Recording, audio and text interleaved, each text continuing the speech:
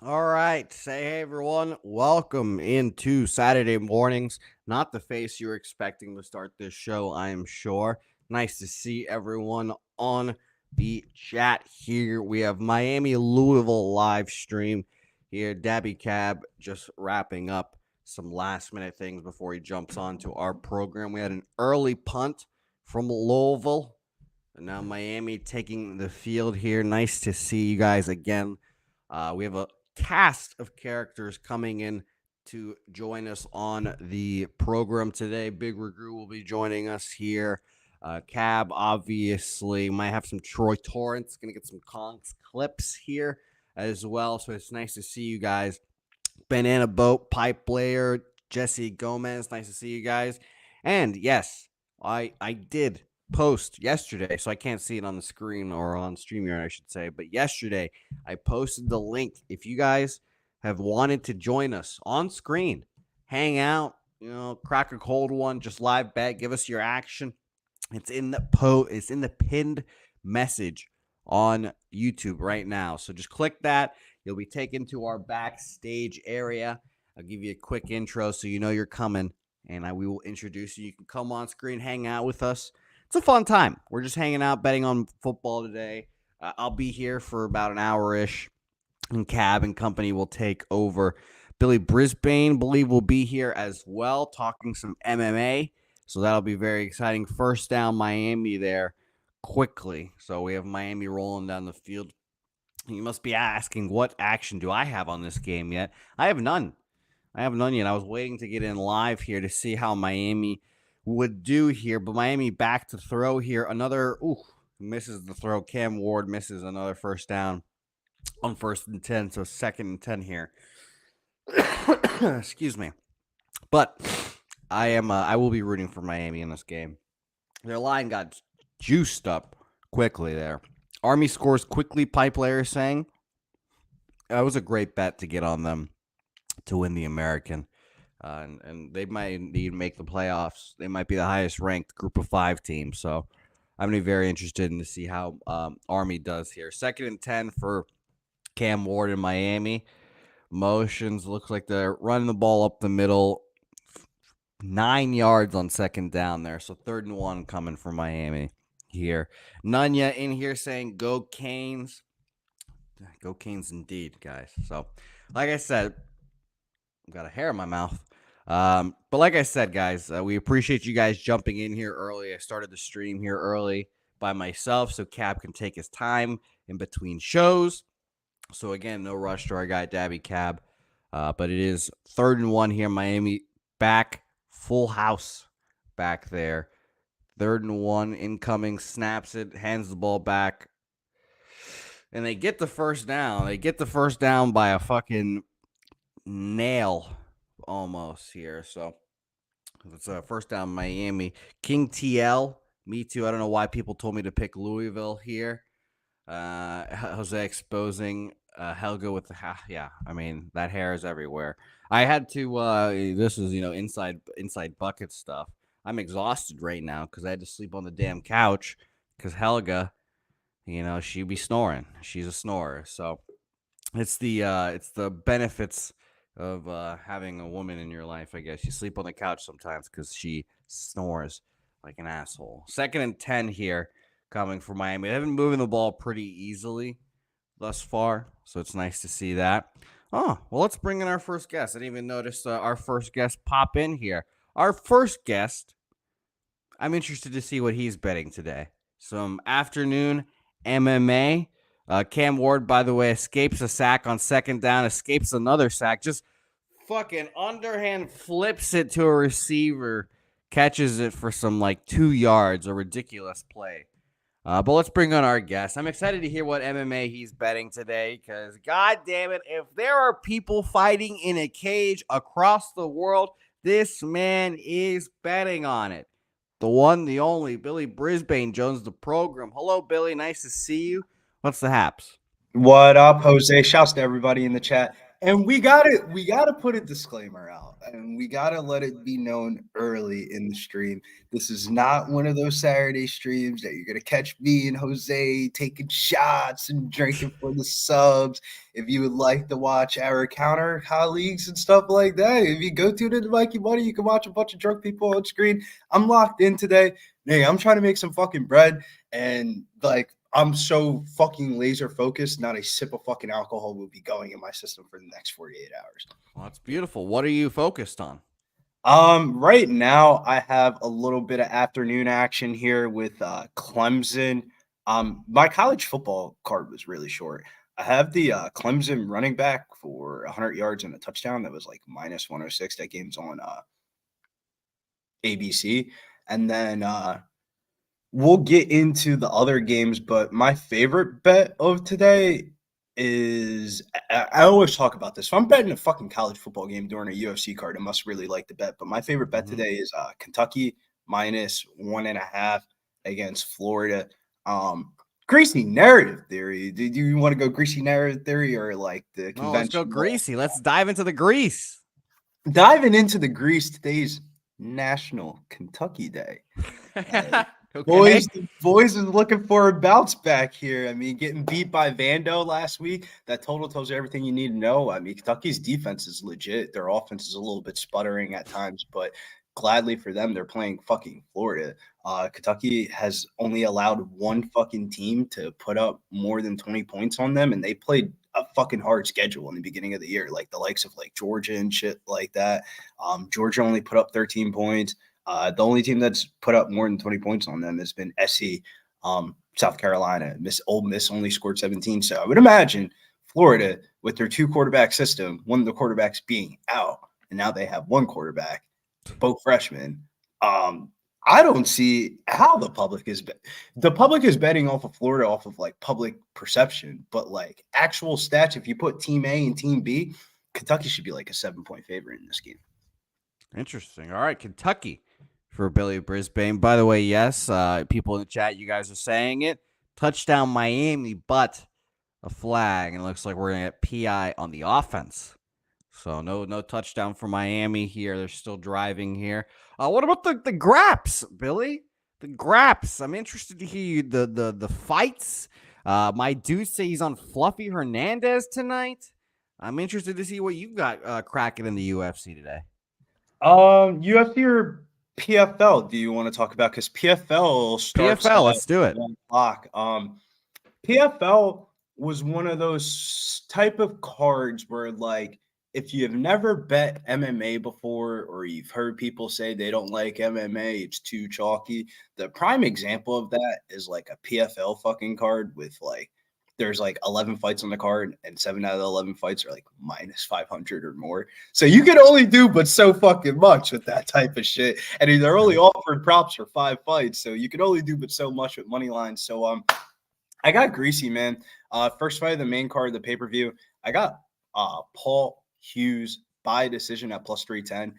Paul Hughes is one of the big free agents in the MMA community when his time was up with Cage Warriors. And a lot of people thought or the general public thought he was going to sign to the UFC. Like it was just a foregone conclusion. And PFL said, come get a bag and come fuck with us. And he said, you know what? I'm still young. I'm 24. Fuck it. I'll sign with the PFL. And he signed with the PFL. They gave him a fight earlier this year. He looked really good in it. Now he's fighting AJ McKee. AJ McKee's been like their homegrown prospect for like his whole entire career. His dad has gotten the controversy with Dana White. So when his son got into MMA, he just went to Bellator. He never went to the UFC. He was never thought about in the UFC. But what I'm saying is I think there's value on Paul Hughes to win this fight. Like it would be we've seen AJ McKee before lose a bullshit decision in a title fight where everybody thought he won the fight, but he lost the fight. I would imagine if they invested a certain amount of money in one of the most young upcoming prospects, and he's sitting at short underdog odds, just common sense would tell you if there's a card with 11 betting lines on it, and there's one fight that's minus 180 and the other dude's plus 145, the plus 145 is probably going to be fucking live at this one. And I like Paul Hughes a lot. And I went past the money line, just went decision plus 310. Like if he wins the fight, I think it's gonna have to be a bullshit decision. All right. Decision bet for our guy Billy Brisbane. Just to give you guys an update, 3-0 Miami now. That I should say, flag backed them up.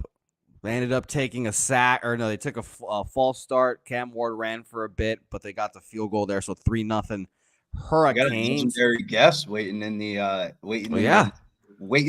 seams, man. This is the best part. This is the best part about this show. Say our next guest. If you ever get a chance to have a conversation with him for about 30 minutes, you learn a lot about life, just in general, outside of sports.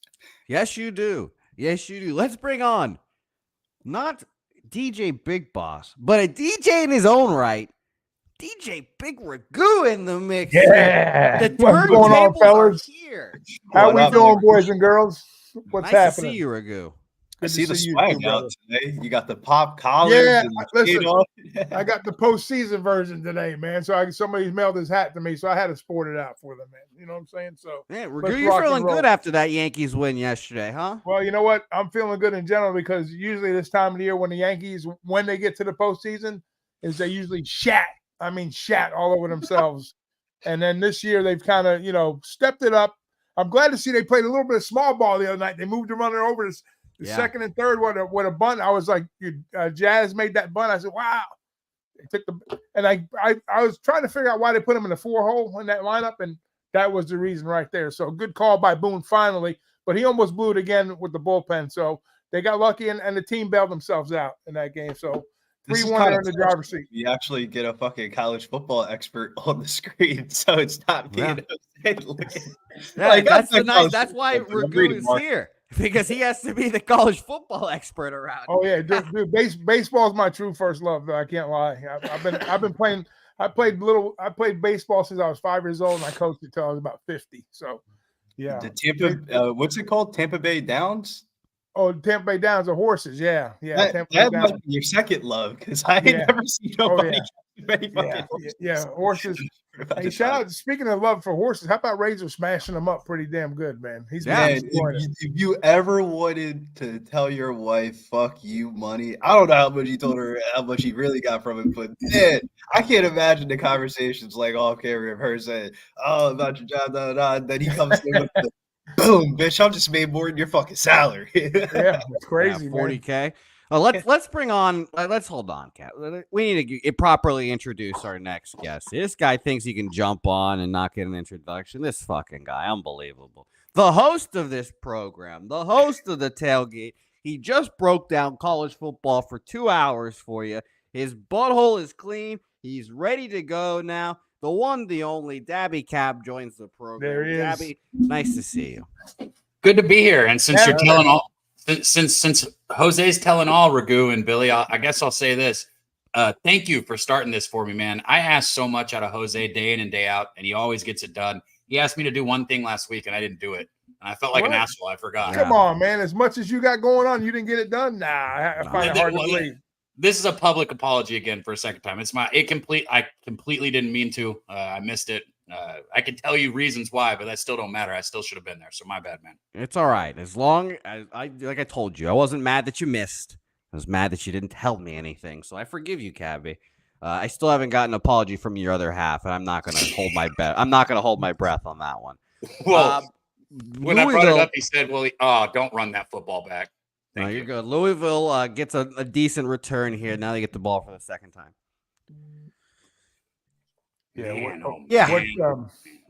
What do we got going on in this game, guys? I was going to ask you, Ragu. All right, let me give you my breakdown of the game. I kind of shied away from this one just a little bit, but I wanted to kind of get involved possibly live because I knew I was going to be on the show with you guys. But my pre-flop look on this game here was basically, Cam. I'm a buyer on Cam Ward. I know FSU let him go down the street, which was a big mistake by them. But Cam Ward, they've got the number one offense in the country right now. Okay, but here's the surprising thing with Miami. So they run 600 yards of offense a game, and they've been in some slobber knockers where they turned around and let other teams kind of compete with them. So how efficient is the offense?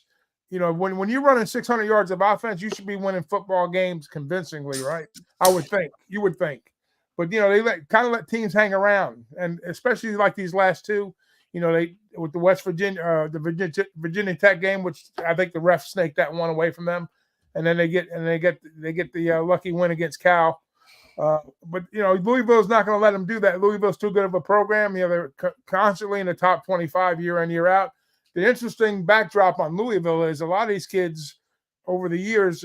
I'm going back quite a few years too on this. A lot of these kids come that get recruited by Louisville. I know they've changed coaches many a time since then, but it just seems to work this way for them. They get a lot of kids from Florida programs that don't make it to the Florida program, FSU or Florida, Miami. So when they play these Florida teams, a lot of these guys are from Florida. They play with a little bit of chip on their shoulder. So always remember that when Louisville plays. Excuse me?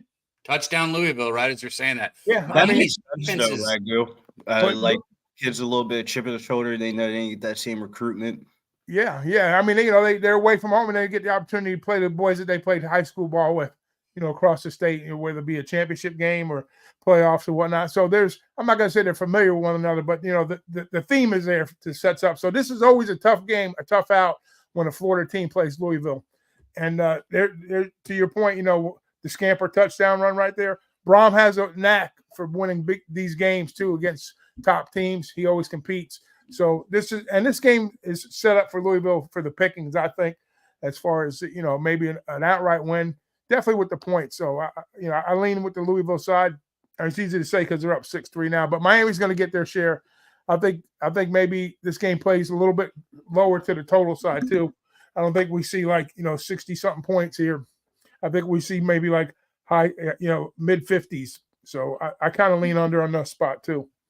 Man, so I'm on Miami here, but I hear everything you're saying, and it made sense. I almost convinced myself to get on Miami. It's because I agree with what you're saying. Basically, what you're saying, you play with fire too much, you get burned. Sooner or later, you get burned, right?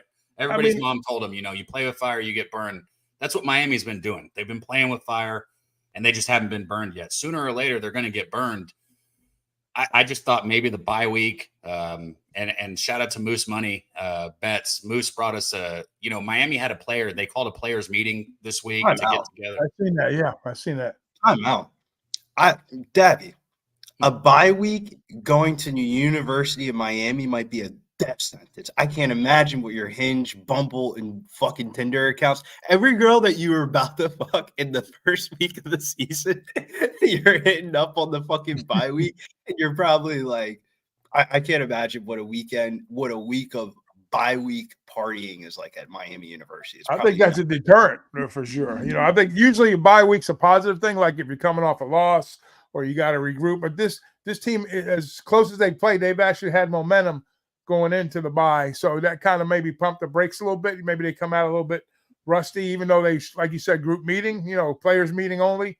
But I would like to see Miami get the running game a little bit more established. I know they're heavily, relying on Ward and the wide receiver they have that, that they've just been lighting up the scoreboard. Restrepo for the yardage and stuff. But I'd like to see the running game, Damian get involved a little bit more. His numbers are a little down. I like to see him a little higher. So, but I mean, they're well balanced. For live. What was your question? Would there be anything that you'd be looking for live, like game script wise, like if the total moved one way or if Louisville ends up scoring again? Because as close as Miami's been playing, while we're talking, maybe I thought about possibly playing Louisville, but now that I'm going to have to sit back and wait, so I'll probably wait till my look would be wait till Miami maybe gets up by a touchdown or a little, like between 4 and 7. And then hit Louisville on a stronger number, basically. So I think they'll be hanging around at the end of the game. You like the under on the total? Yeah, I lean under. Yeah, I didn't. Like I said, I haven't got to the window with any side or totals on this spot or any props for that matter. But yeah, I lean under, and I was gonna try to bet Louisville when they were down by at least a touchdown. Well, I'm gonna need 10 points. We might not get that though. We might not get that.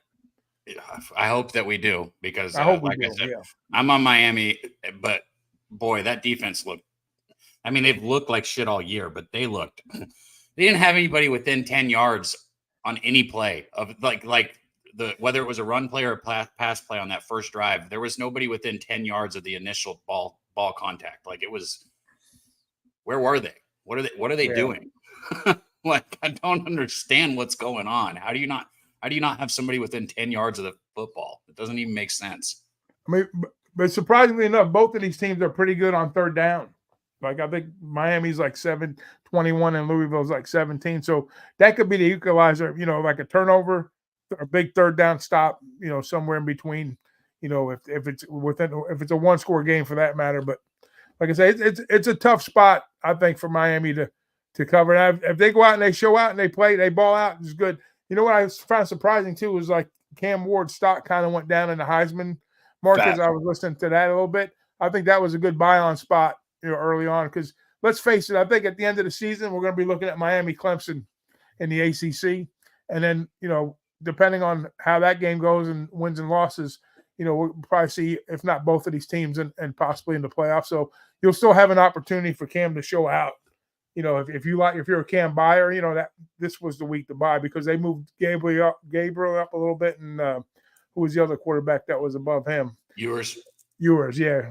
So, dude, I couldn't agree with you more. I was looking into the Heisman odds and shit like that, because I think I am gonna go down to Atlantic City early this week and place a bet for Finals MVP for the WNBA for Sabrina Ionescu, but I also want to do a Heisman, like a parlay of like futures. And the Heisman one, you can make it. I've never seen the Heisman race this wide open. Of like, I think it's going to be a quarterback. Like, more than likely. All these like games like coming up. Like, I don't think Betty's going to get it. The running back from Boise, like, he's not going to be able to have those marquee games at the end of the year. It's like, what have you done for me lately type of award. Yeah, but who's the most dynamic player in college football right now? That's the way you got to look at it. Just you don't have like I know the Oak State guy was a big, he was a leading rusher. I mean, Oak State obviously is not going to go anywhere into the playoffs. They keep disappointing year after year. But Miami's got some heavy offensive weaponry that can support Ward. I mean, Ohio State does, Texas. All the main players. Carson Beck earlier was touted as one of the best in the country, but he might even pop back up on the radar if Georgia runs the tables. But it's going to me, the Heisman has become more of an MVP type. You just brought up something I wanted to ask you, Raghu. But I got to say before I do, God, this game is going so fast. Louisville scored in 3 or 4 plays. Yeah. Miami's at the 40. They're running tempo, it looks like, too. Yeah, running tempo. I mean, this game is going fast. I need Miami to punch it in. I'm not a hedge better, but I might hedge like my first. I have 2 bets in this, and this is a live bet stream. It's like I probably should have waited to make a bet, because I'm slower to pull the trigger on live bets when I've already got action. Yeah. Unless you got a game plan. I mean, that's when you can really get hurt with the live bets. If you don't have like a plan per se, like going in. Right, like knowing what you're looking for type thing. Then it's just a coin flip, more or less. But if you have a plan and Cam Ward is good. If it plays into your cap, then you play it. If not, then you just stand pat on it. Hey, let me say this. Raghu might have given you guys a gem right there. Maybe go look at that Cam Ward thing right now before this game ends if you want to bet it. Like right now, because what a pass, what a scramble. Touchdown Miami, 9-3 pending the extra point. I'm telling you, man, special. So I heard you say Carson Beck, and we were talking to yours too a little bit. Georgia, Texas, Raghu. You got action in that game? Yeah, I do. I do. I like the dogs in the spot here, man. It's just I not because I was up in Georgia a couple weeks ago, and we were talking about the scheduling that they're playing. We know Texas. If you go back and look at who Texas played, they played their first SEC game a couple games back against Mississippi State. They've been playing. They played Michigan earlier. I get that, but they have the number 1 rated defense early. I think those numbers are a little skewed, but you got to give them credit because they're out there playing their games. But the talent that they're playing is not up to snuff. Where Georgia's played a lot tougher earlier on, and they evidently they did get the loss early on. But like I said, this is a good bounce back spot. But it's familiarity in this role. Like Texas is the number one team right now. They're the favorite. Georgia hasn't been an underdog for 50 games. The last time when they played Clemson 50 games ago, they were catching some points, and they wound up winning that game. So, and then I got to give the coaching edge to Georgia with Smart. But Texas is talented. They got ball players across the field, but it's a big role for them to take on the Dogs. And this is not the last we're going to hear of either one of these teams, regardless. Even if Texas loses today, they're still going to be in the thick of things come November when we're talking playoffs and stuff. So we'll probably see 4 or 5 SEC teams, possibly 6. Who the heck knows the way they're trying to set this thing up? But you're right. I like the dog side. I like them on the money line. I like the 5 looks really, really solid to me here. Overall, I think the defensive line, they bled out a little bit. They're not where they were points wise, but they played, like I say, tougher. And they're giving up like 20, 21, 22 points a game. I think their front 7 will play up, not like they did in the Bama game. So they'll be ready for this game. Not that they weren't ready for Bama, but they have to make their adjustments, and they do that. And Georgia's a team that, if you look at over the years, the past 2 years especially, in the favorite role, they've been horrible. I mean, they've given it. If you bet Georgia, you've lost your ass early on. They're slow starters. I heard Guns on the other, on the other feed, saying how they do start slow. That's true. But you know what? I'm here for the full game. And I think when the game's on the line, I think Georgia will make that extra play, even though some people disagree with that. But I just think the spots for Georgia being in the underdog role and getting points with Kirby Smart, something you don't see every day. So Tech is definitely due to regress positively. You say some people – we're on an island, Raghu, but I'm with you. And look, I might have overthought this. I might have put too much thought into it, because I agree. Kirby Smart, what he's so good at is in-game adjustments, right? It's not – I mean, I know Georgia starts slow, but a lot of that also plays into the fact that how Kirby Smart adjusts to how the other coach is playing the game. His in-game adjustments are just outstanding, right? Yeah. So I might have overthought this. And I'll say this too, until this year, Sarkisian was the exact opposite. He's a coach. He's a coach where if I'm betting Texas, I was taking Texas in the first half.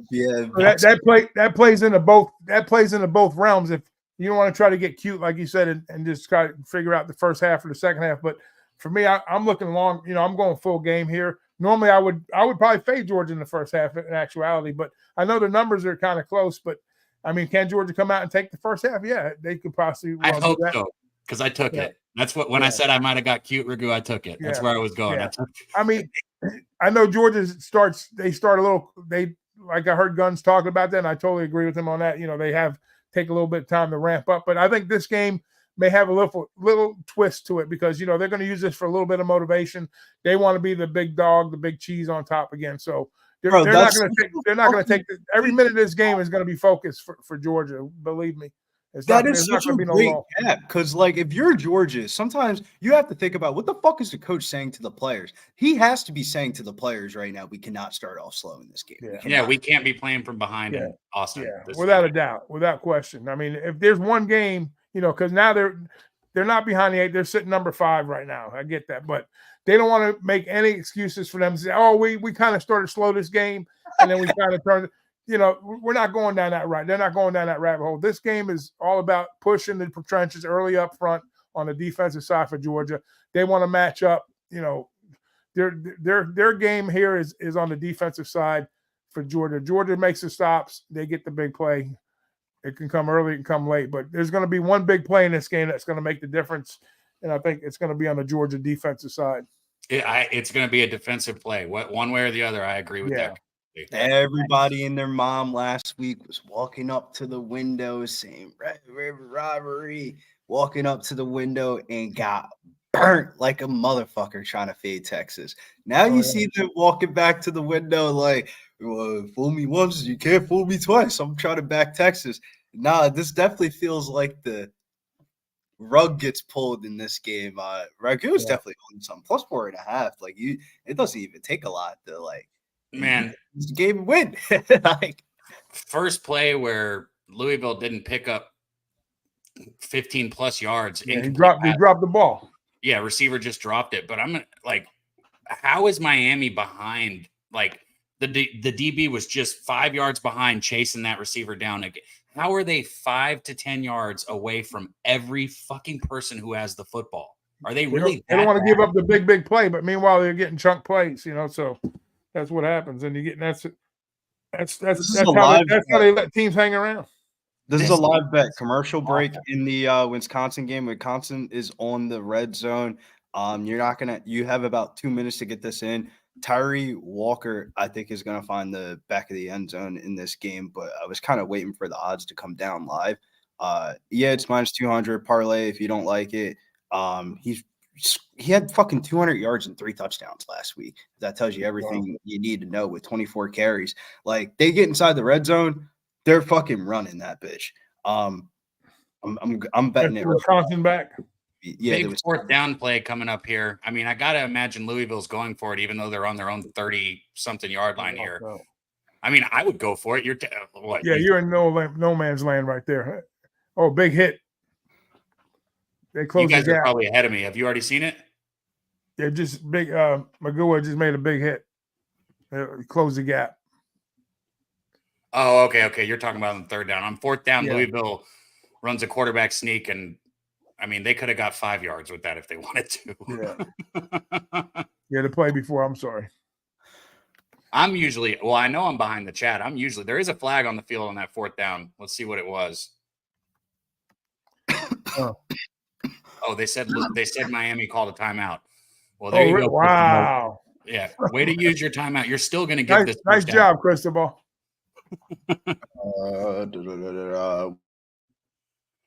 And shout out to you guys in the chat hanging with us, man. I love doing this with you guys. Love being up here with Raghu, Billy. Yeah, it's been a minute. It's been too long, man. I want to get on with you and Big Boss. The only problem is I'm opposite of normal people. I'm working at night. I'm usually giving pitching lessons, and I think it was Wednesday. I wanted to join you guys, but I didn't get home until like 9 o'clock on Wednesday. Anytime, man. I think we're going to be going out to Nevada the first week in November. So I think I haven't talked to Boss about this yet, but it's going to be tough to do. We do a live shot anywhere basically, but there's so much going on that Saturday morning. I love what you guys do though during the week of I really tapped in. I saw one of your tweets and I really tapped in and was taking notes and stuff like that in the last episode. And you guys had JT on for the tailgate talks. Kind of it's almost the same name as your show. Dude, it is so good though. For a sports better that bets a lot of UFC on Saturday. Yeah. I don't have the same time and energy to really deep dive into college football. I really rely on my colleagues to lead me down the right direction. And the way you guys cherry pick the games and you guys are coming in with different angles, all different styles of betting. Definitely one of the more underrated, I feel like, college football shows. Like your guys' show. We're blessed, man. We're blessed to have each other to break these games down. I think it's called Hitting the Bags or Hitting the Books with C-Mac and Babano. Like those are 3 college football. You watch those 3 college football shows alone, you're good. You're putting yourself in all good. You need. Miami ran the exact same play. Same play, yeah. Same play. We all run in the same circles, you know what I mean? So that's the blessing of it, like who's on whose show this week, who's popping on, who's coming on, who's not on. We all pick each other up when we need to pick each other up and we get the job done. So we got everything covered. UFC, NFL, college football, Major League Baseball. We got ping pong covered. We got it all covered, guys. Hell yeah. Ping pong. I don't want to talk about ping pong. I can't wait to get back to San Antonio for the next round of ping pong. There is no next round for me. I got beat bad enough to stay off the table. On that note, I will be right back. I'm grabbing a drink. That's funny. It's just Cab has a permanent PTSD now. Never again ping pong. Never again. Oh man. I'm surprised Louisville's hanging in this game. I don't know about you guys. This is Louisville football, not basketball. Their football program. That's where they're at, man.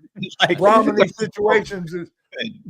situations, that's what he lives for. When he was at Purdue, he did it all over there. He's just known for stepping up in these big games. And Louisville, like we were just talking before, I don't know if you heard us talking backstage, but the recruits that they bring in, there are a lot of Florida kids that play on Louisville squads year after year, and these are games they have circled on their map. So, yeah. One thing to note, Jose, if a team sucks at college basketball, it's probably because their football program is really good, or vice versa. If they suck at college football, than their basketball. Like if you see that in the Conference USA, if you look at the Conference USA standings this year, I only think about that because they had a lot of games this week. Fucking their bottom of their conference is like all the good basketball teams. Like Western Kentucky's like the only good like football and basketball team. But then like you see, what's the conference that Indiana State is in?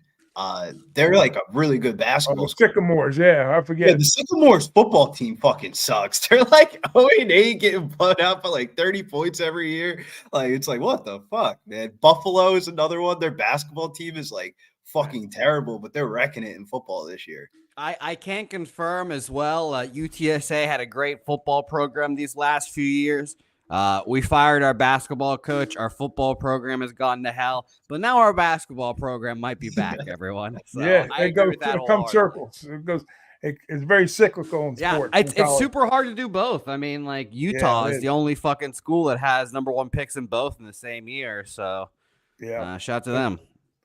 Yeah, it's where the alum wants to focus where they want to throw their money at now, especially nowadays with the NIL across all. I know football gets all the glory on NIL, but they're doing it in basketball. They're doing it, probably baseball pretty soon too. Just depends. I always talk about fucking Syracuse. They had a boardroom meeting last year after the basketball season was over, and they said, "Can we spend the NIL money on football?" And look at their football program this year. Yeah. It is like Kyle McCord is Kyle McCord had awesome. Lighten it up. By the way, Miami, big gain there. They're around the 50, another run. Basically a first down on 1st and 10. Upset alert. Virginia gets an interception, and not only they get an interception, they come down on the offensive drive out of the TV timeout to start the second quarter, and they're in the back of the end zone there. Wow. Clemson. Clemson was high as a minus 21.5 point favorite in this game. And they're down 10-3. And it's weird when Phil Maffa is like only has 5 rushes. Like what? he's like a video game character. He gets like 50. Like you play him in NCAA football, he's like one of the best players in the video game because he just runs everywhere. That's another team that's kind of crept their way back in. Clemson. Facts though. Klubnik's having a good year. I mean, he's quietly doing it, and he's not getting a lot of national attention, but he's been balling out pretty hard. I also got a note for next year that the first 2 weeks of the season, you cannot judge a team off of that for like the year. Like, shouts to my brother's school, Notre Dame. If you would have saw that week 1, you thought you need a future bet on them to go to the playoffs and win the championship. Then week 2, they fucking lose to Northern Illinois. But now, if you throw that Illinois game out, shit, they're creeping their way back into it. You want to hear something funny about that game too? So DJ went to that game. He was in South Bend. Yeah, he was actually staying about 30, 40 miles from the stadium. He was at a casino. And guess who was staying there at the casino? He said he ran into the fucking kicker in the hotel. Yeah. Then he said he was in the elevator about 3 hours before the game, and the team wasn't even at the field yet. So I'm like, oh shit, they're there to get a check and go home, right? Shit, not so much, brother. They put it right on. My brother is an alumni from there, and he was at the game too because he goes to all the like home games and shit. And he called me after the game, and he was like, "Man, you don't even want to see this parking lot right now. This parking lot looks like a fucking." It went from a tailgate to a funeral home, and I was like, God damn. He was like, he calls me, he goes, you have any UFC tonight? Because I gotta make this money back. I was like, damn, man. And then you guys said about the Big Boss, and I was like, man, I can't imagine Big Boss first time ever going to Notre Dame game. You're a huge fan of them for years. You show up, and it's that football game. That should have been like the homecoming game for them. You know what I mean? It was their home. It was. Was it? It wasn't their homecoming game, but it was something with the alumni where they bring in all the alumni for like early in the season or whatever for like the first home game. That's cool. They got a ton of great players over the years. But yeah, when I went there, when my brother graduated in 2021, or no, not 2021, 2016, 2017, and I was shocked of like the school's so small, South Bend, the university, that's the fucking city. Like, Yeah, don't that's leave it. don't leave the university. It's all bummy out there. But like all the players and stuff like that are like interacting with like the student body. Like most D1 schools, the fucking star basketball player doesn't even talk to like Joe Schmo in the classroom or something like that. Everybody knows everybody. Everybody knows everybody. Where like Yeah. I'm seeing people I just saw on March Madness 2 weeks ago, and I'm smoking a blunt with them in the same fucking rotation, and like we're chopping it up, talking about sports betting and stuff like that. It was crazy, man. Notre Dame's definitely a bucket lister. Even if you're not a fan of the school, you definitely got to visit one time. So you would think like in Florida, like with the bigger universities that we have here, like the big universities like Tallahassee, Gainesville, where UF is in Miami, the biggest universities in Orlando, and almost as big as in Tampa. With USF and UCF, their campuses are huge. It's huge. Mikey Williams, the basketball player, committed there, and he said it was that was the reason why he committed. He said it was the best university out of all the ones that he visited. Surprisingly. Hey, I want to tell you guys in the chat, if you see any live action that you want to ask about or that you move on, drop it in there so we can see it. Yeah. I got this live line for this game that we're watching right here. What are they reviewing? I don't even know what they're reviewing. Just said 7. Wait, was it 7.5? Hold on, let me see what it is. 2nd and 1, by the way, from Miami coming out of the first quarter here. Well, if Miami scores here, I was just going to say I'm on Miami first half full game, as everybody knows. But if they score here, I might take a shot on middling with Louisville, because like Raghu said, if we can get Miami, if Miami scores here, that would put them up by 9, 10 points. Miami scores here, like we got to start thinking about just the team total for Louisville, like the total wide open in the middle of the field. Let's touchdown, Miami. Let's go. Cam Ward, a guy wide open. Baby. Post Sam Brown Jr. 50-yard touchdown pitching catch Unbelievable, was man. so easy. So easy. He makes it look easy, doesn't he? That's what I'm saying. 600 yards of offensive game. I mean, they're still going to put numbers up. They're going to do it. They're going to put 500 plus today easy. Well, that number that we can get right now is 14.5. Yeah, I'm a buyer on that. I'm going to buy in on that too. 14.5 Louisville. As fantastic as Miami looks, they're gonna. I don't see them putting their foot on the gas as far as not letting Louisville. They're gonna put their foot on the gas, but Louisville's gonna have their opportunities. That's a lot of points. I might be dead wrong on this under, guys. I mean, that's how it's supposed to be. Yeah, the under maybe, but I like your thought on Louisville though. Honestly, no, it could be a showboat type of game where points galore, everybody's happy. Louisville gets fucking beat, but their stats look good at the end of the game. Like. Yeah, we bang in Miami. Wager Detective UM is going to crush it. I can't believe Indiana. Indiana's up 7-0 against Nebraska. What do you mean? I will also mention that Army whooping that ass right now. How about Army, man? How about the academies? The academies are first time, and Navy, right? Sorry to interrupt. Yeah, let's say that both of them. So how crazy? Well, there's a caveat to it. That NIL deal money makes it real easy to say, you know what? Fuck it, I'll show up. I'll go to Army. Like, if you're paying, can you imagine if they're paying you to go to Army or Navy? I would definitely probably go. And you don't have to go into the Army or Navy. It's not a guarantee if you're good. Like what? That's free education by its finest, and you get paid. Yards. You ever look at this stat? Yards per point. That was a big thing I used to use in the NFL for years. So you figure Miami, the number one team in the country offensively, 600 yards a game. They're ranked 34th at yard per point. It's like 12.8 points, 12.8 yards per point. You know who the number one team in the country is? UNLV, 9.6. And then you got Tulane, Alabama, SMU. SMU's doing a hell of a job. That was a pretty good move they made coming to the ACC. They made some noise over there. They're playing pretty good football. That's that level. The one thing that I'm getting used to a little bit is going to be all these schools switching conferences. It's going to feel so fucking weird when we have. I mean, I don't think that'll keep. I mean, it'll shuffle a little bit longer, but it'll. I mean, this is no, bro. It's getting to the point where I don't think Duke's going to be in the ACC.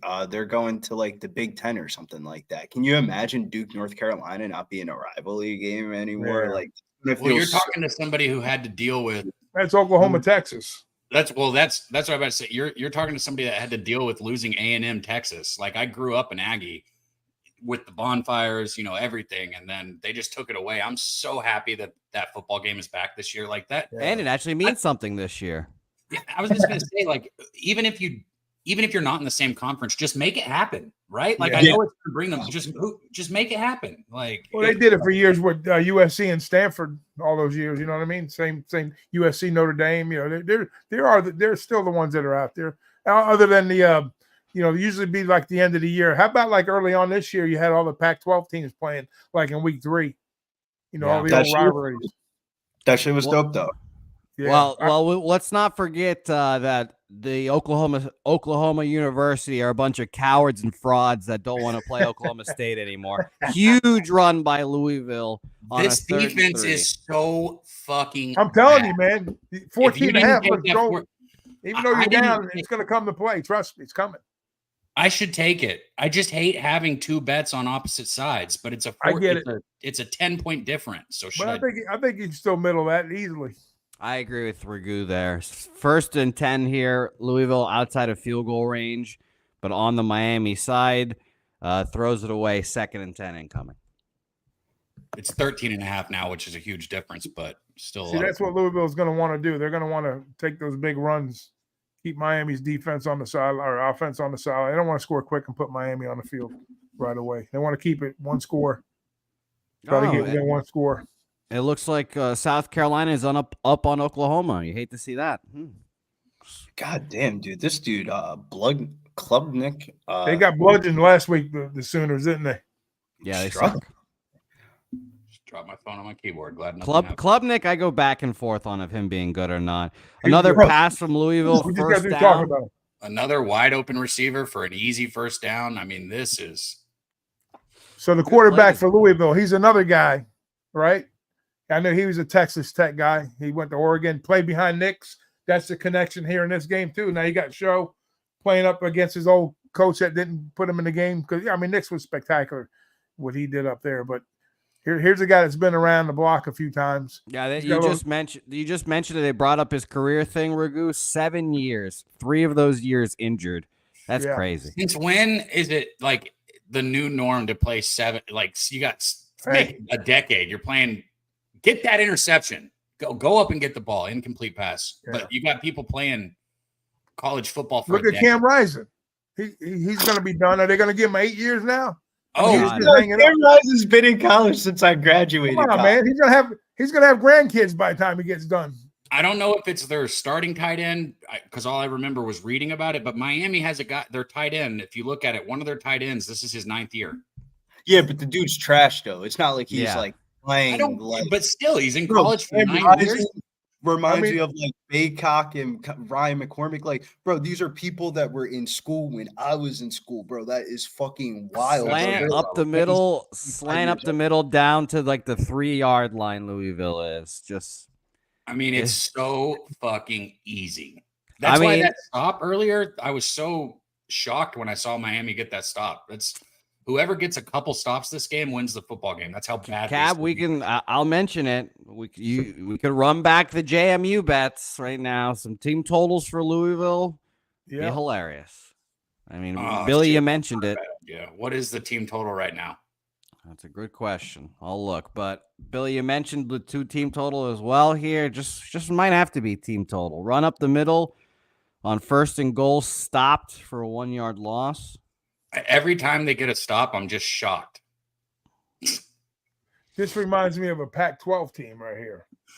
It's got all the vibe. Ragu, the quarterback, ACC, head coach. The ACC is absolutely the new Pac-12 when it comes to that. I always said the Big 12 was the Pac-12 in disguise, but maybe not so much. It's funny. The Big 12 that stepped up in the last 2 to 3 years, they might have gotten some Saudi Arabian money because they're just they say the Oklahoma State started to play defense, and then that's when the whole fucking conference changed. Touchdown, right. Louisville. That we talked about that for years with Gundy. Yeah, now he sucks dick.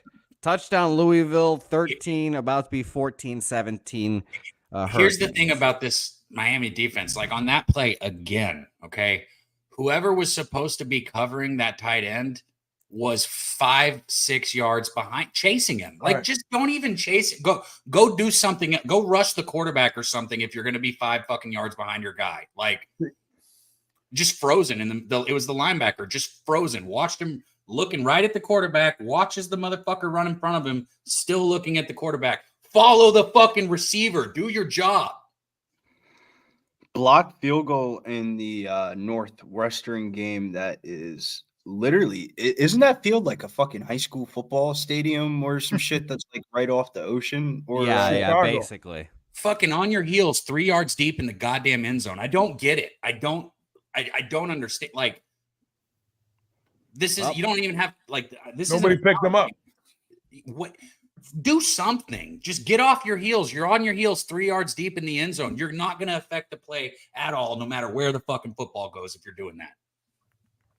Either step up in a hole or follow the receiver. Just do something. See, now mission accomplished for me. I came in, I said, I want to get on Louisville when they go down more than a touchdown. Now I'm sitting with that huge 14.5 in my pocket. Yeah, that's great. Why look around for anything else unless you want some type of prop possibly? But as far as that goes, that's said and done right now. So what is that team total? Hold on. Now, if I was going to sit here the rest of the day, watch the game with you guys, I probably might have some other opportunities. Yeah.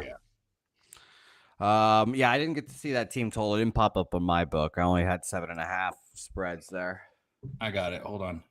Team total is at 34.5. It's going to be climbing. Oh, yeah, 34 is a bit excessive. 34 is expensive. Like shit, I might as take the spread at that point, right? Yeah, for sure. Exactly. 35, they better recover it unless this shit's like 50-30. Like, no, I agree with you, Billy. If we're not scoring 35 points and we're not covering, then what the fuck? You got especially at the 14. 29.5. What do you get? I got 29.5 minus 123. Yeah, you guys did a good job. That line's at 7.5 now for Louisville.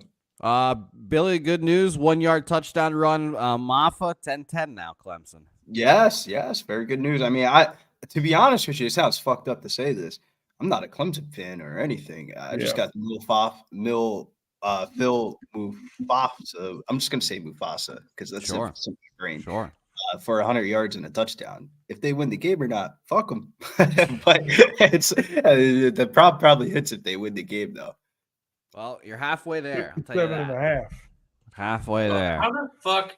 I don't understand sometimes. I got a prop on a receiver Burden for Missouri. He doesn't have a catch in the game yet. What? Like, how does the top receiver not have one reception yet? That doesn't make any sense to me. Well, your team exposed them. What was that, last week, 2 weeks ago? Yeah, but he still hit his prop in that game. Exposed. They just pulled their pants down and showed everyone who Missouri really was. I'm going to hit that under in that Clemson game, 57.5 minus 120. I think that's firing away with this up here. I love it. Banana boat. It just ticked down it just went back up 57.5 minus 125. It hit 50. It went down to 56.5. Now it went back up to 57. I got 57.5 minus 122 on and now that I'm looking at minus 130. It just went up to minus 130. Yeah. I got 57.5 minus 120. I'll grab it. I'll ride. Yeah. Eberk, I'll agree with you. College football is the sport where I just cannot bet unders. It is terrifying. No, you have to bet overtime is where they go to die. We know that. You watch Wine Time do it every week and cash on. No, you have to bet college football unders. You just got to know which teams you have to look at teams that run the ball a lot. So like Georgia Tech is a primetime team that whenever they fucking play the game, I'm probably betting the under, and like their totals are ridiculous. It'll be like 50s and the 40s, and like final score be like 17, 14. Yeah. They're missing their QB this game though. Haynes King is out. Yeah, you got that. Wine Time on Wednesdays, don't you, Jose? He gives out unders all the time, and he's hitting 60%. I'm watching these games, and I just have this game fucking UNC JMU in my head. The clock stopping after every first down. It's just like, oh my God, these games can last forever. And they can score so JMU quickly. can put points up though. And there's UNC terrible on defense. What I'm trying to remember what game it was. Hold on. There's a game that's got a 77.5. Oh, the New Mexico game. The total in that That's the one I'm on. I'm on the under in that game. I want to talk about that. Hell yeah. Well, let's get it. Let me talk about that game for a minute because I talked about that on Boston. So let me get my notes out here. It was guys. crazy. I saw that line 78 and a half. I was like, oh my God. I'm like, you know what? I got just because of the number, like when I seen it was like 80 on some of the ratings I had, I'm like, there's no way. I got to break this game down somehow. But when you go look at it, it makes sense as far as the possibility of reaching that number because Utah State is the number one team in the country. Plays running not number of plays per game, but at pace they snap the ball on average at 18.8 seconds a down, which is insane. Number one in the country. New Mexico is like 27 seconds, but what Utah State is terrible at is stopping the run. They're like ranked 133rd. So you know what that tells me? New Mexico is 50-50 on the run pass. They're going to run the shit out of the ball that whole game there because they're going to just stuff it right down their throats. But last year, if you go back, the game went to 41-40. 44-41. Utah State won that game at New Mexico. So now a little bit of revenge here. It don't have to be pretty for New Mexico. They just want to win the game. 500 yards of offense per game. They're top 5 in scoring points away, 35 points per game, where Utah State is averaging about 28 per game at home. So even at those numbers, you're still at 60-something points. You're talking 2 touchdowns almost better? Come on. Give me the under, man. I smashed it. I love that. By the way, fourth crazy and one fourth down coming up right here for Miami because they're going for it on their own 25-yard line, 4th and 1. And they're in the shotgun, too. It's like 4th and an inch, and you're in the shotgun. This is insanity here. Ward's going to take the snap, give it to New the back. Mexico 6-0 to the under, too. Wow. Well, first down, Miami. I like that under there. I thought about, sorry, Jose, I didn't mean to bite you off there, but I thought about betting it on the show this morning when we talked about it too. Because why wouldn't New Mexico run the football, right? Exactly. Yeah, it's just super high. That's ridiculous. You know, I think I saw that was the highest total they've put out in like I'm like, 5 what's years. going on with this game? I mean, it's just it would not to what do you call it? Talk about our guy. How about Razor? I mean, he's been spectacular with the horses and everything he's got going on. But that was definitely a gambler's first glance. Let me put that into that number into perspective for everyone right here. We have seen nothing but offense in this football game right now, and the total for this game is live 73.5. Yeah, shoots to the over, and Miami's almost at midfield again. We've seen nothing but offense. And this total is still live. Let me make that 72.5. Like, just to put it into perspective. That is crazy. Big run up the middle again. First down, Miami. Back-to-back first down plays. Nasty Nate, it's nice to see you, Nasty Nate. I'd love to get Nasty Nate on screen. Yeah, get him on. Get him on. Yeah, if you can do that. So that'd weird. Be cool. Nasty Nate, you meet him in person. Probably one of the dopest, coolest people. Oh yeah. Oh, hold on. You're talking to the guy that ran with him for decades over there. You would think that he would be a streamer, but he has no interest in streaming at all. No. Like, you guys been on camera. Come on, look at all the shenanigans that our guy Cab ran with him when he was hanging out with him all the time. Yeah, I was about to say, hold on, Billy. He's been my roommate every time I go to San Antonio. You don't know the guy like I do. Nah, Nasty Nate is my types of people, man.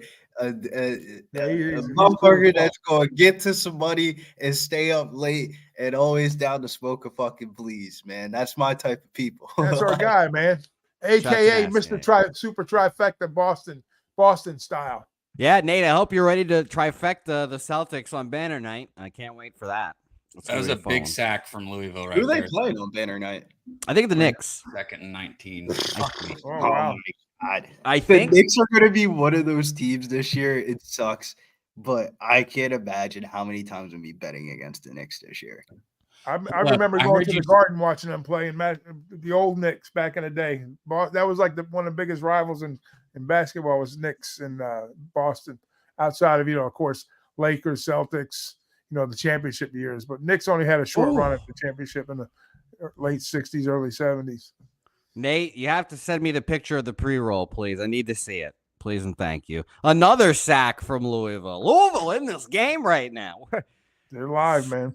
Yeah, second down sack is going to be Gravy Bet saying 3rd and 24 now. See, Gravy Bets, I'm a big sleeper. So, like for example, first time I met Dabby Cab, he woke me up out of my nap with a wax. And I was just immediately stood 30 seconds waking up from sleeping in the studio. So it's my type of people. Those are moments that you don't forget. And don't forget to watch people hit that because it was like, you know, people are used to like the pens, which is cool, but that wasn't a pen. That was wax, like in a device that just heats the wax. So that was old school shit. When wax pens first came out when I was in high school, you actually had to heat up the wax. Like it was like a dab, like you had to heat it up. Now with the pens, like this was, if I would have saw this in high school, this is crazy to me that they're in like these little devices now. Like we would be in the fucking bathrooms passing the fucking shit from stall to stall, heating the shit up. The whole bathroom smells like wax. Like it's crazy how much technology has like changed in like 7-8 years. Punt coming from Miami. By the way, Billy, Helga is a teacher, and let me tell you that kids are indeed still going to the bathroom and smoking those pens. That is rampant. It's crazy, bro, because that trend started happening when my couple of classes with high school and college and stuff like that. That shit was wild, man. I didn't even smoke pens until college, like because I didn't want to smell like weed in class. I would just rip the fucking pen, walk in. It's crazy, man. Like wax pens and stuff like that. Like I have one right here. It has different fucking flavors on each side. You can hit it singly, double, or once. Really? Yeah, I'm like, hey, yo, this is getting crazy. Sugar cookie, guava glacier. I'm like, this is wild, bro. It's like getting past my memory. Like I'm hitting up my weed guy. Like, how do I charge this? That's hilarious. I know Ron Lofton's got a sweat going on. What he's got in the chat. He said he's got Miami first half -3. Let's get it. Oh my God, he's with Dabby Cab. That is a sweat. That is a sweat right now. I thought that was a cigar for a second. It's not a sweat, bro. Toledo quarterback replaced by Richard for NAL game. I'm just gonna level with you with how bad Miami's defense is. We're basically in a situation where it's if Miami responds and scores, do we get the push? Maybe. And if there's not enough time for Louisville to go get a field goal, we might be up by 3 points right now, but that might as well just be down by 4. Well, they just got their stop, so maybe Miami's got their stop in the bag. They usually one stop this half. One thing I like about college football more than NFL, like NFL upsets are like usually unders, but like these fucking college teams, they'd be like, fuck you, motherfucker, we gonna go touchdown for touchdown with you. Beautiful. Real quick, Cab, I have to depart you, but I want to introduce our next guest because god damn it, he might not like how I do his introductions, but I get fired up. I'm ready for my day when I introduce this next person. His Doyers are backs against the wall, sort of. They're going back to Los Angeles. He's sweating it out, but I'm on the bandwagon with him. It's me, Vin Scully, Andre Ethier, Hideo Nomo, Valenzuela. We're all together here. Let's go, Dodgers, and let's bring on Connor Mac Daddy. Connor Mac Picks joining the program. Yeah. Got the Dodgers shirt on, even though that ass whipped yesterday, but it's all right. Well, you know what? While I'm introducing people, let's bring on another person. Throw your L's up, because we're talking Louisville, not Louisville, not Louisville. We're talking Louisville with Kong's Clips in the bitch now. Kong's Clips. All right, Jose. So it's the laziest word you will ever say in your life. It's Louisville. Louisville. Say it, guys. Louisville. You just put it all together. Well, God damn it. I don't like how I'm outnumbered. Now I got Louisville, but like right here with me now. I think. Okay, bye-bye. Oh, great. Now it's 1-3 with Billy not on the side. I'm in a bad place here with Miami. Their defense is Well, they don't really have one. So, anyways, welcome in. Glad to be here with you guys. I'll let you guys say your piece. Go ahead. Talk about how good Louisville is. Louisville's decent. What's up, C-Mac? What's up, Rick? You take it away. Guys. You're the Louisville fan, Con. Yeah, I'm just from Louisville, bro. I've loved Louisville all my life. So if you live there, it's you're either a Kentucky fan or you're a Louisville fan.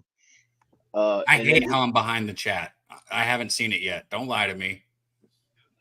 Guys, I'm on first half and full game, so I'm sorry if I cheer when I see this, but if they're telling we got a do your thing.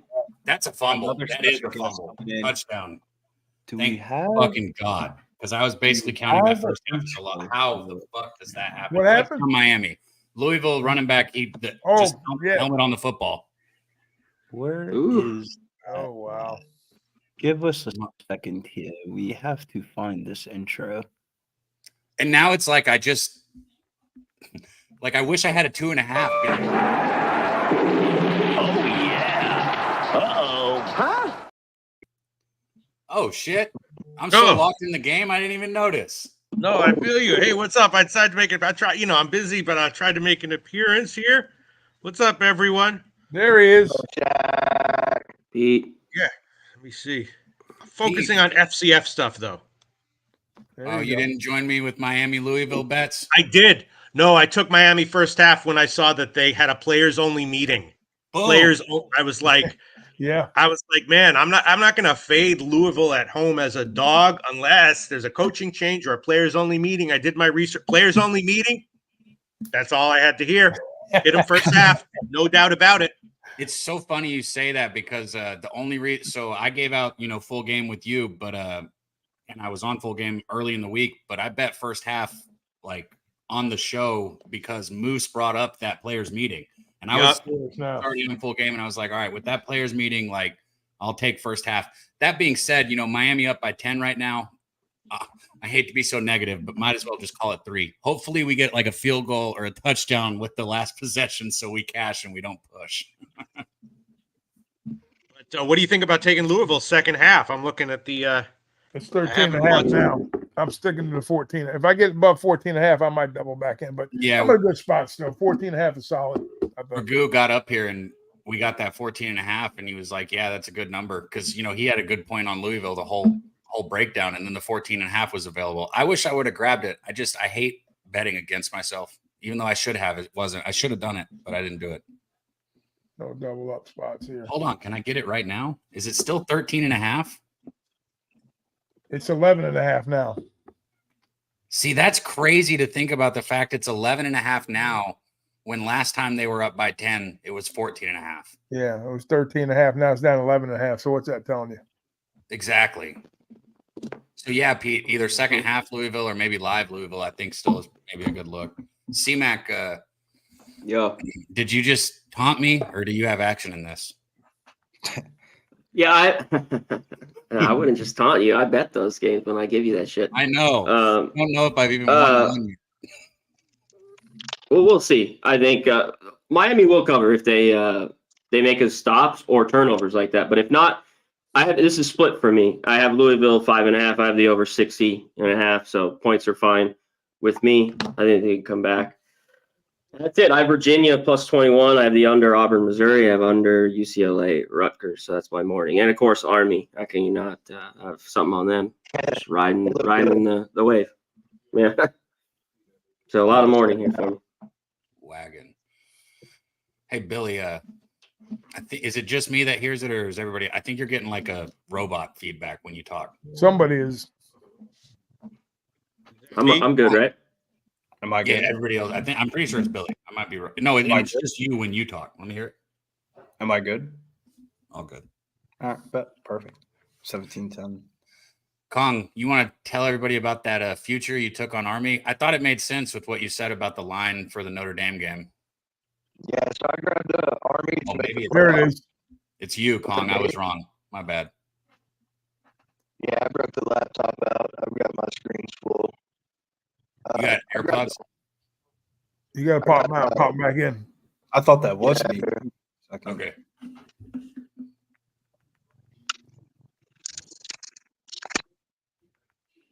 Indian touchdown. I take him out and bring him back in. You said, Ragu? I don't know, whatever you guys normally do to clean up audio. Oh, it's definitely not me that figures it out usually. Jose is not here anymore. It's something with like if he has like a plug, it sounds like the plug is like halfway in or something. Like if he has something plugged in or try it now, Kongs. How's that? There you go. Perfect. Better. Good deal. Yeah, and it was good when you first came in too. Yeah, I've got 4 screens running right now on my Wi-Fi, so that's probably it. I got games up everywhere. So I grabbed Army plus 2,000 to make the playoffs. Pretty much, they play Notre Dame later in the season in a couple weeks. It's going to be a closer line game than 20-1. I think Army can beat Notre Dame. So Army to make the playoffs. Then they have Navy, and as we found out this morning, the playoff committee actually comes together before that Army-Navy game. So I'm not sure how they're going to run that. Army to make the playoffs plus 2,000. Great value. I love it. On it. How about mixing it up a little bit? Let's get don't forget years ago, Army, Navy, those were championship football teams back in the day. Now we get them. Let's throw a little old wrinkle to the playoff system. Let's bring an old school style football. Let's see you stop Army. Make a run to the playoffs. Unbelievable how fucking easy it is for Louisville. Sorry to go back to this, but just another chunk play. They're at the 28-yard line of Miami here for 1st and 10. 2 minutes and 29 seconds on the clock. We do have the 2-minute warning here, but missed tackle by Miami on a little swing pass. Going to pick up 2 yards for Louisville. That was my whole thing. I got to run. All right, Doc. Before the half, but anyways, I'll probably be on with Jimmy next week for the football show for the Pub Hub. I won't be able to do it this week, but I'll definitely do it next week. I told Jose to let Jimmy know. But anyways, and then I want you guys to think about something here. Now that the Yanks are up 3-1, load your clip up, load it up, go to the bank, press the button, bet the Yankees 2 units, they lose. Bet them 5 units, they lose. Bet them 10 units. Martingale the shit out of Yankees because you're going to make a profit on them. They're going to the World Series. Okay. I've got them to win the World Series at plus 900. There, you're sitting in a good spot. Yeah. But don't let this opportunity slip by without making money on the Yankees to get to the World Series. That's all I'm saying. Hey, so thanks for stopping in. What you got to do. I was just going to say, though, I really want to join you and Big Boss. As soon as I'm not giving a lesson, when you guys have a show, I'm there. So I'll be there with you guys. I'll be back with you guys too, of course. So yeah, I got some stuff off my plate that I need to get done, especially with these stupid storms that have been hurting people and everything. But anyways, we're good shit. We're in good spot now, health wise, life wise. I'll see you guys real soon. Cash some tickets, guys. Yeah, much love. Pete, you sweating other stuff other than college football right now, or just college? No, I'm just looking at halftime stuff that for these games. Beautiful. If you want to. What are you looking at? Anything that you want to talk? I don't know. I mean, I don't want to jinx myself. On the last show I was on, I took a Brazilian basketball game second half. I didn't tell anyone about it because I didn't want to jinx it. It was looking bad, and then it cashed in OT. So I was like, man, I'm glad I didn't jinx myself. But who cares? I took Citadel -4. That goes off in about 5 minutes. I took that, and I'm looking at the second half stuff right now. I'm just hoping we get a drive from Miami last possession here because it looks like Louisville's probably going to be able to punch it in again. You're over on this one, C-Mac. I should have been there with you on the over on that. What fucking sports? I wish I had more money on it. What sports book has the added college football board? Well, lots of them. Caesars does. Pinnacle, Heritage, Bet Online. I think most of them do. I mean, they come late. If they don't, click it. You'll find it. Like sometimes they'll hide it. It's under a different tab sometimes. That's what I was about to say. Exactly. And also, a lot of books don't hang them until an hour before kickoff, or sometimes half an hour or something. They've been doing that. Bitch ass FanDuel is definitely not about to have that shit. I'm gonna have to go to a different book. They've been doing that late posting with the props, man. Ever since C-Mac started casting so much on the props, I've been trying to bet on. Outside of the top 25 schools, you don't even get player props anymore. unless it's like that's what they can do. They can be like, we offer all player props. They don't tell you they offer them 2 minutes before tip. It's crazy. And you have 75 seconds to bet them. Well, what am I looking for? I'm looking for Citadel. I'm not saying you should tail it. I'm just telling you I'm on it. No, Jesus, for the love of I God. got some fights going off soon and shit like that. So we're just like, fuck Oh it. my Like, God. you know? Pete, you're like me, man. I tell everybody I'm the same way. I'm like, if it cashes, I love to know if you tailed me, but I'm not telling you to tail. I'm just telling you what I'm betting. I mean, yeah. It's minus 200 at minus 5.5. I mean, fuck, man. I mean, Yeah, I mean, I took -4. I mean, there's a lot of like late moves that I you would can just kind of bet the beat minus if you look 200 at that around. I don't know. I would just bet the minus 200 at that point, and you know. And just sometimes like I find in the FC, like in most markets, you should be very careful about betting something after the move. But I find in FCS moves, it's sometimes just you can just bet it after the move anyway. You know. Yeah, the move. Who cares about the move? If there's an FCS move, I would imagine if somebody's walking up to the window betting some random ass college football game that's on the added board, they probably know something. Like, yeah, right. Man, I like and hate when it's good. I guess I like it. I'm ahead. I'm so far behind the chat. It's crazy. remember just that not last seeing year, the play. Dabby, in college basketball on the added board or like games just in general, the fucking lines would fucking just get destroyed by like people would be like, "What the fuck do you know about this random ass?" Dude, it's sick sometimes. Speaking of, can't wait for college basketball, man. I'm so excited for it to be back. Big sack by Miami right there. Big sack by Miami. First half coming around the corner, 2-minute warning. We're already past the 2-minute warning. I think Louisville's gonna. I don't know how long it is. I think they're in field goal range. Holy shit! South Carolina's up 21-0 at the end of the first quarter on Oklahoma. Yeah, I'm glad I didn't bet that. And when the line first came out, I was like, Oklahoma might be the sneaky pseudo sharp play. I didn't bet it. Then I saw it closed, like with South Carolina as a favorite. I was like, damn, glad I didn't bet that. Well, I thought that shit last week and they got fucking smoked. Yeah, I seen the line flip and I grabbed some South Carolina.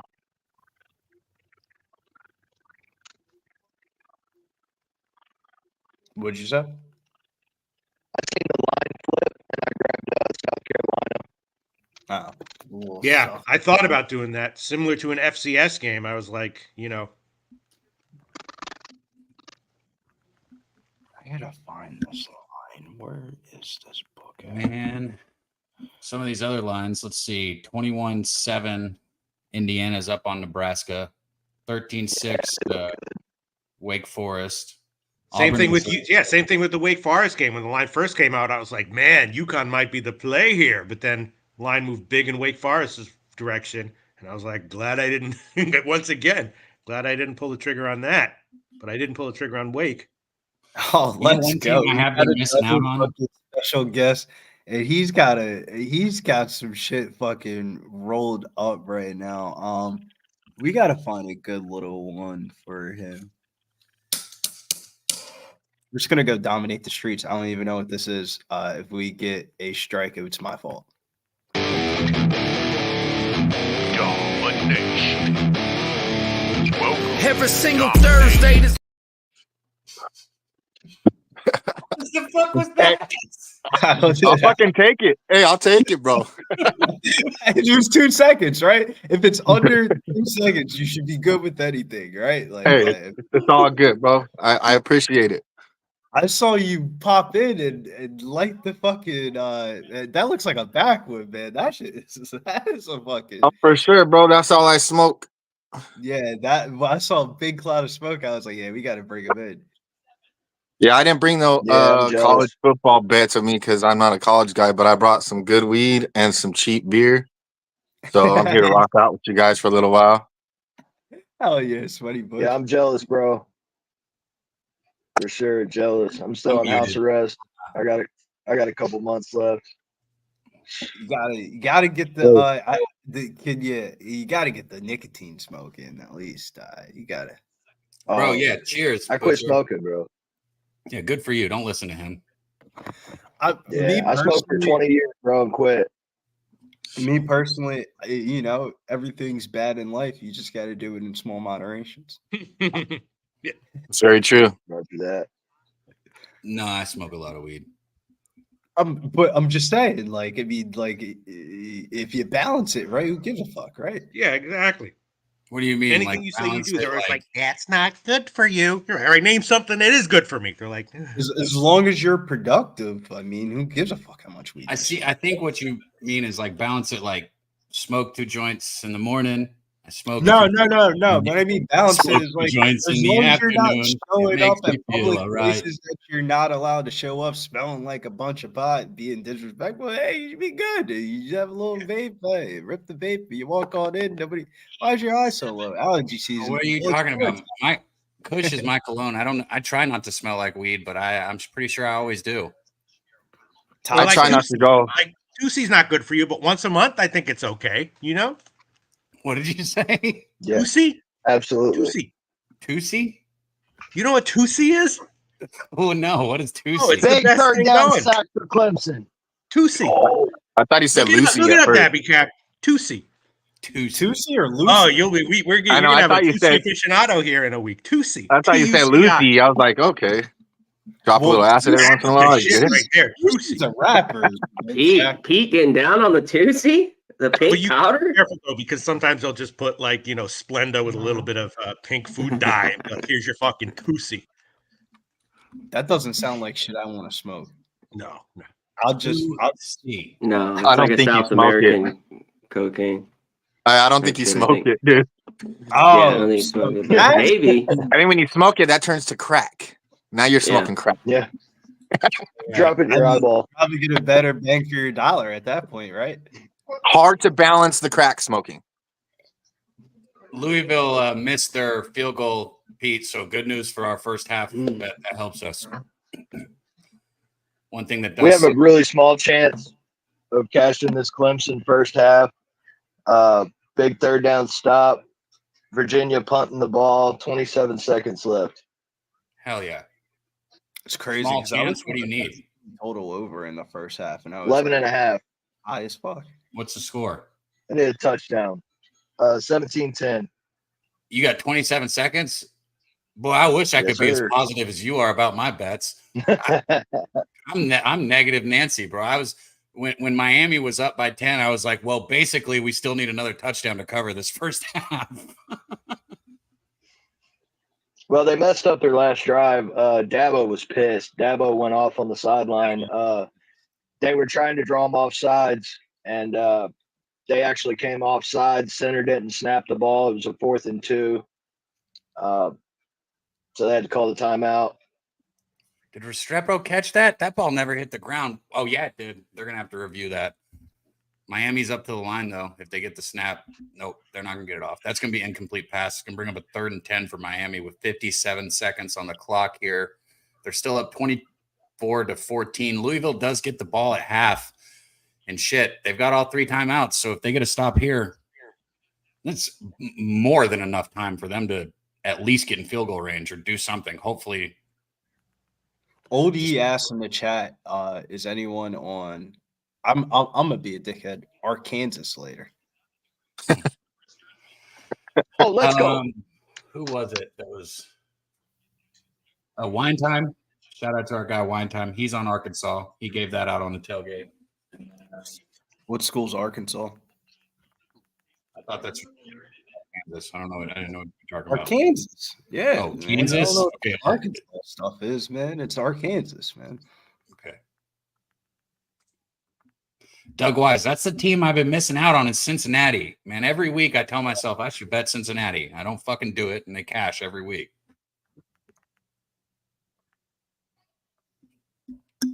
Yeah, Cincinnati.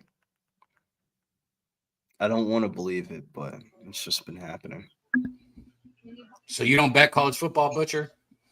Nah, I don't trust the kids at all. I don't bet college basketball either. Maybe I'll do a couple like March Madness stuff because it's a lot more competitive. I feel like, but I've lost so much money on those fucking kids. I learned. I'm done. You gotta respect the hustle, though, man. They ain't get the money yet. I like betting on the people that are fucking broke as fuck. Like you. I get it. I see the angles. It's just never been good to me. I've been betting for fucking 20 plus years, and I haven't bet college in like 18 of them. So actually, I learned my lesson quick. Yeah, I just started coming back with college. I would say it's 4th and 10. I said that wrong. COVID made college sports cool. So I'll say this, Sweaty. Like variance and variables are two different things. I know there's a lot of variance in college football, but I like the variance, and in college basketball, like I like the variance. I don't like feeling like I sign up for a fucking movie to bet on the NFL or the NBA. That's just me personally. But nah, facts though. That's the reason why I like college basketball, because when you watch the fucking NBA, it's like, God damn, man, I don't want to watch the soap opera every day. Right. See, I love the NBA. I love that part of it. You know what I mean? I play daily fantasy every day, but like betting wise, like I'll pick and choose my spots.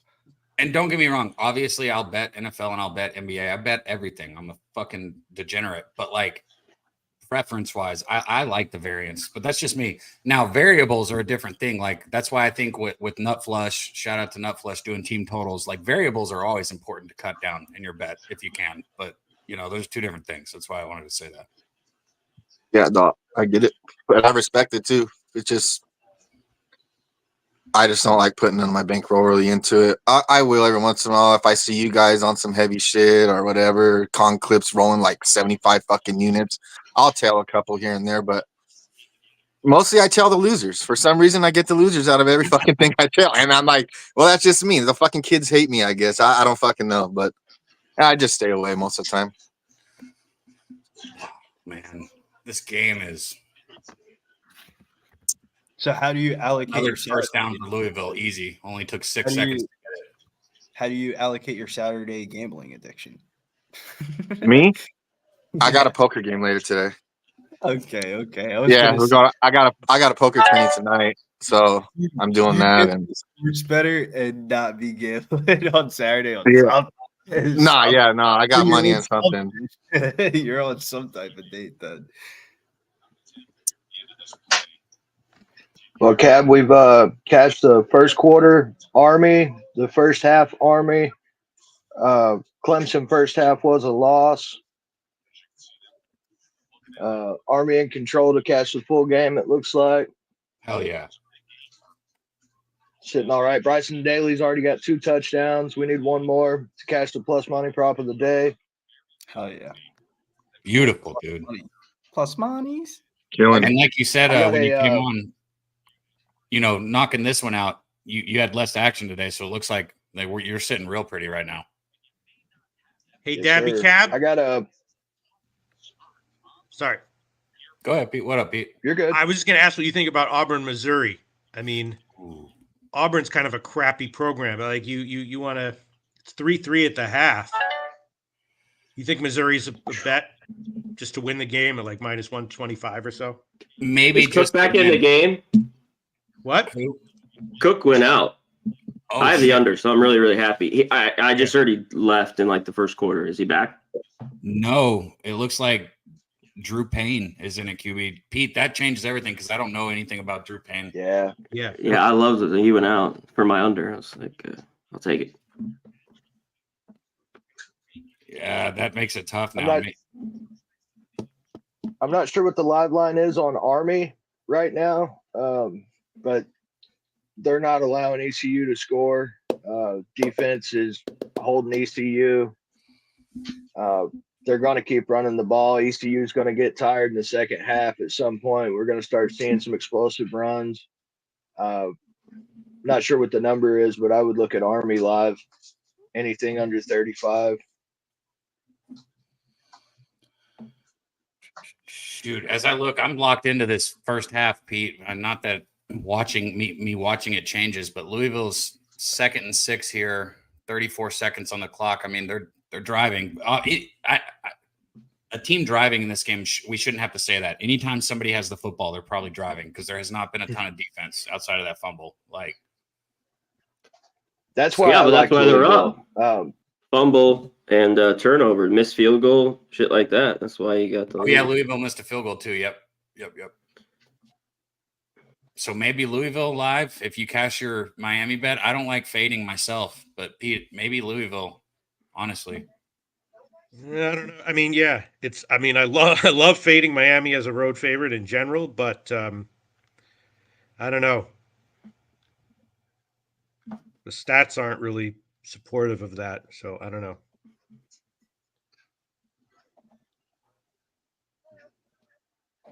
Cab, I do have a small birthday party here soon, so I'm gonna bounce out. I'll probably come back towards the end of the game. Hell yeah, man! You're always welcome up here with us, Kong. So anytime you can come back, we love to have you back, man. Yeah, waiting on them to show up now, but when they get here, I'll bounce out and I'll try to make it back before the end of the game. It's going to be an exciting end of the game, I think. I do too. This is a big 3rd and 6 for the first half. I would really like them to not get this because I'd like to at least get this first half bet. And the snaps drop back. Got a receiver on the out route. It's going to pick up exactly enough for the first down. They didn't give him the first down, but he definitely reached for the line. That was a bad spot by the line judge, in my opinion. See if they review this or not.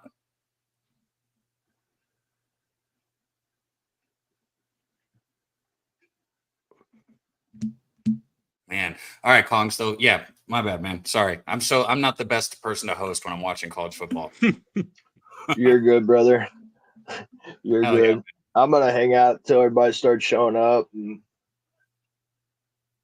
start looking at these lines for the halftime. Trying to get there now. Hell yeah.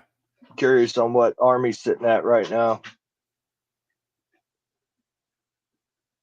They're going to review it. Like I said, he got the first down.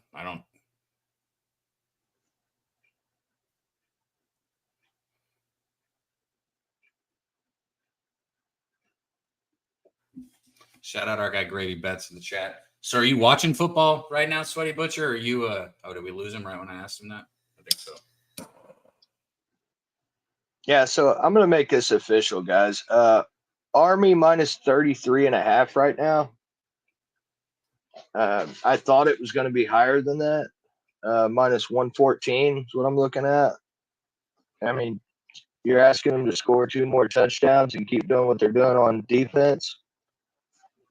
This game's going to be 49 or 55. I mean, they're going to keep scoring. They haven't been able to really be stopped. I think they punted one time. So yeah, I'm playing Army minus 33.5, and I'm going in to look to see what an alternate number looks like. Let's get some plus monies.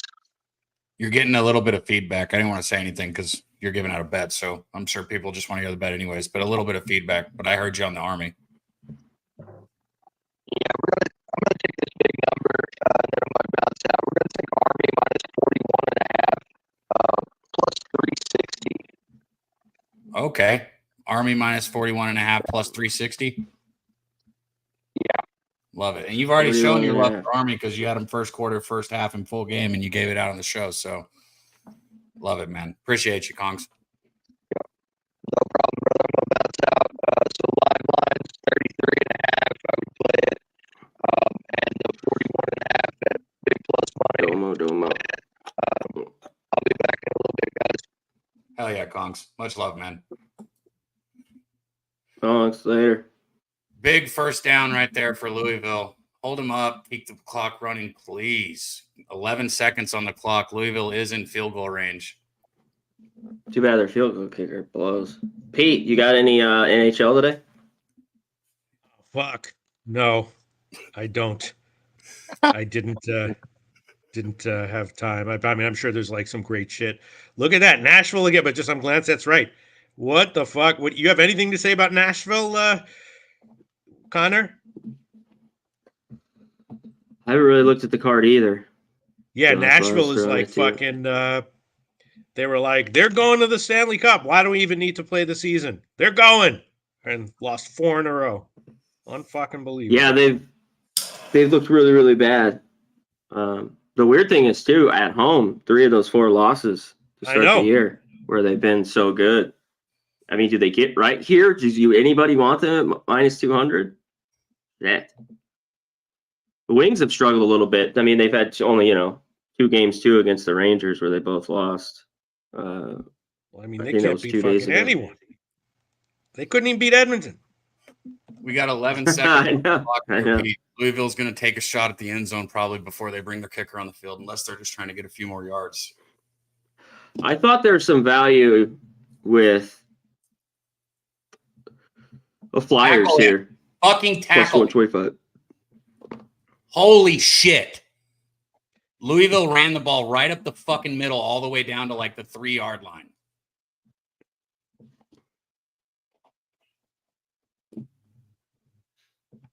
Now it's 3 seconds on the clock. They just used their final timeout.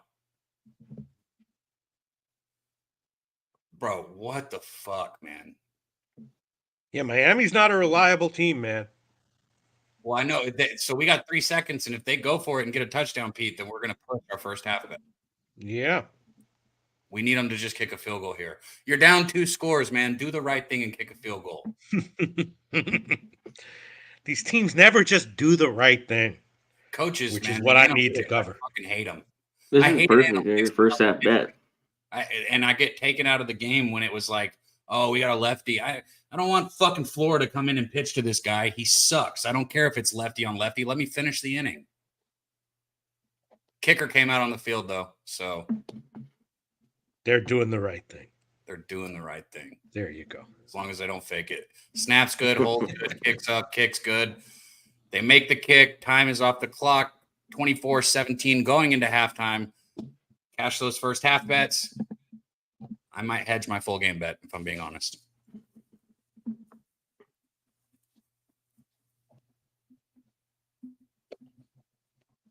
Hell yeah, Ron Lofton. He said he tailed the Army. I'm rolling up another joint, but I'll pull up these halftime lines in just a second.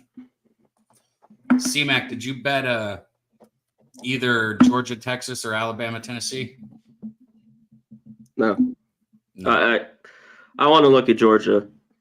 For some reason, I think they can hang a little bit. As good as Texas has been, I just think they haven't played anybody. That other game, I know there's a lot of love. Normally, I'd want Tennessee at home. I couldn't do it. I'd take Bama. Bro, I said the exact same thing you said, and the chat just like tried smashing me.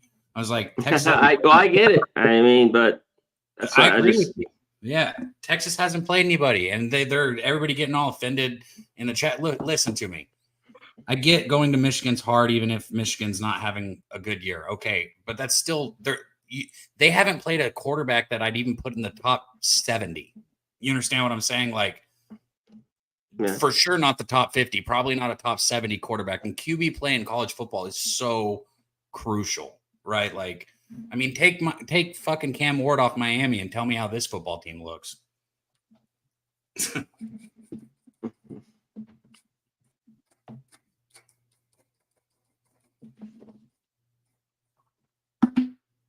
Sorry, I'm sure you guys can hear my grinder. My bad.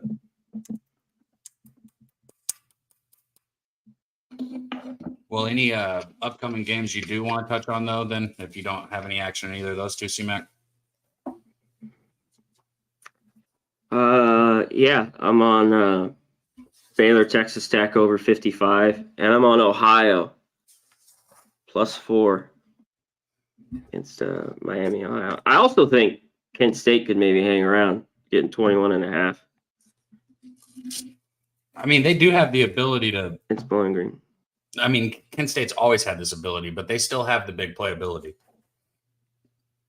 Their defense is awful, but Bowling Green's dealing with some problems there. And late night, I'm on Arkansas +3. I think they can win it outright. I'm on Arkansas State, Southern Miss under 56.5. You even can get a 57. I mean, if that gets into a Sun Belt shootout, I'll live with it. But I don't know how Southern Miss. This offense is just so slow. Their defense is all right. I think that number's crooked there. And all of a sudden, there's all this love. Earlier in the week, I could have got a 3.5 with West Virginia. They got me last week, but I think it's the perfect spot. Another road game for K-State. They're just so dominant with the run. They've ran the ball so well. And that's a weakness for West Virginia. But West Virginia at night, this is a different ballgame. And now it's moved. Basically I have to take a money line. I mean, it's down to what, 2 in that game? I think so, yeah. So I think so. I think West Virginia. I don't know if I want to go money line with them. I think another game here at home after that loss to Iowa State. And speaking of Iowa State, I'd lay it. That line hasn't moved, which is a little weird. A lot of money on them. Why hasn't that moved to 14 and a half? UCF finally played a good football game, with all their quarterback troubles. I don't know. That stayed at 13 and a half, but I'd lay it in that game. That was a lean for me. I didn't bet it yet.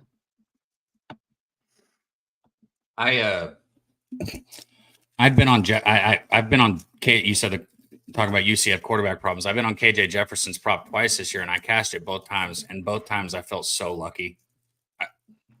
He's not even starting this week. Is he not? Yeah, I don't think so. Yeah, and he's not even hurt, right? He's just been playing that bad that they're not starting. He's yanked.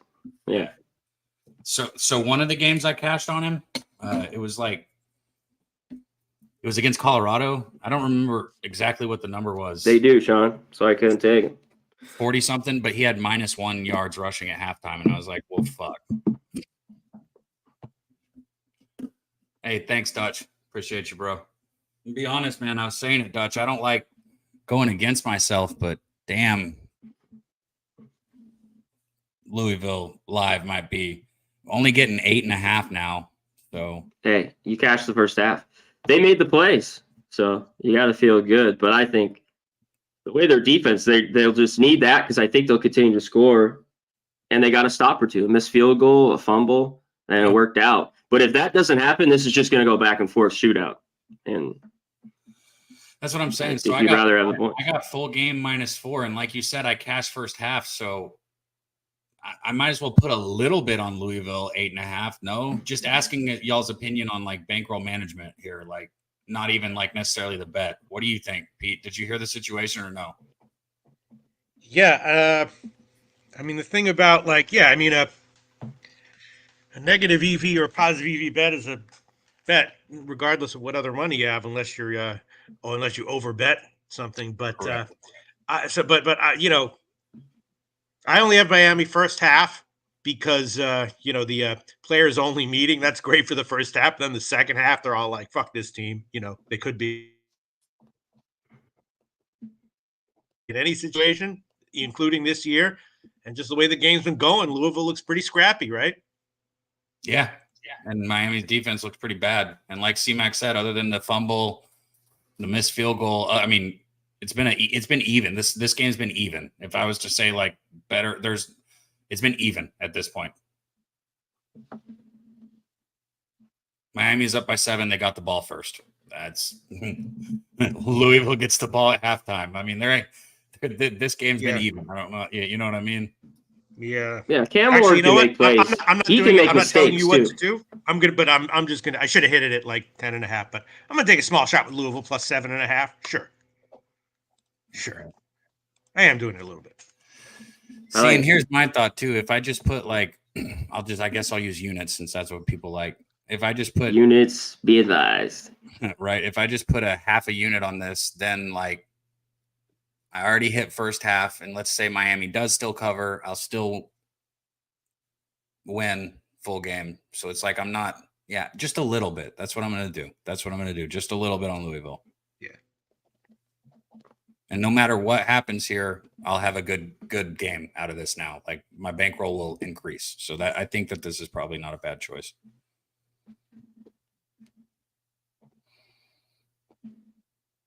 I'm not suggesting people in the chat tell me if you're on Miami full game or something, because you're in a different situation than me. This is a bankroll bet. I'm gonna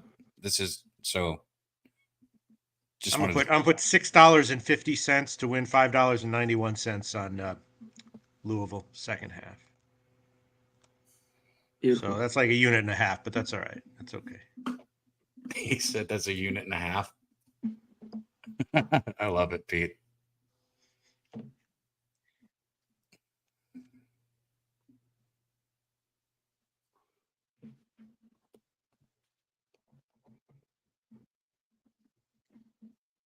why don't you answer that, Cap? Colorado, Arizona. Man, here's the thing. I've only wanted to go against Colorado twice this whole year. It was Nebraska, which paid off for me, and I did. And then I wanted K-State last week, and I wanted them in the first half, but I didn't get there. And the reason Nebraska and K-State were the two times I wanted to go against Colorado, because regardless of how much they've improved, their trench play is where I worry about them. On the O-line, on the defensive line, Colorado still gets pushed around a little bit there. Here's the thing. Arizona doesn't play the football game there. Okay, they're going to play a lot like Colorado, spread the field. I don't think you beat Colorado at their own game. So today, I guess I'd be with Colorado, if that makes sense. I think Travis Hunter's health is important to check on with that. Obviously, I think everything I've seen he's playing. Somebody today, earlier when we were doing the show, said he might not play both ways the whole time, which would make sense. But I want Travis Hunter in the game if I'm betting Colorado. I know that. That's for sure.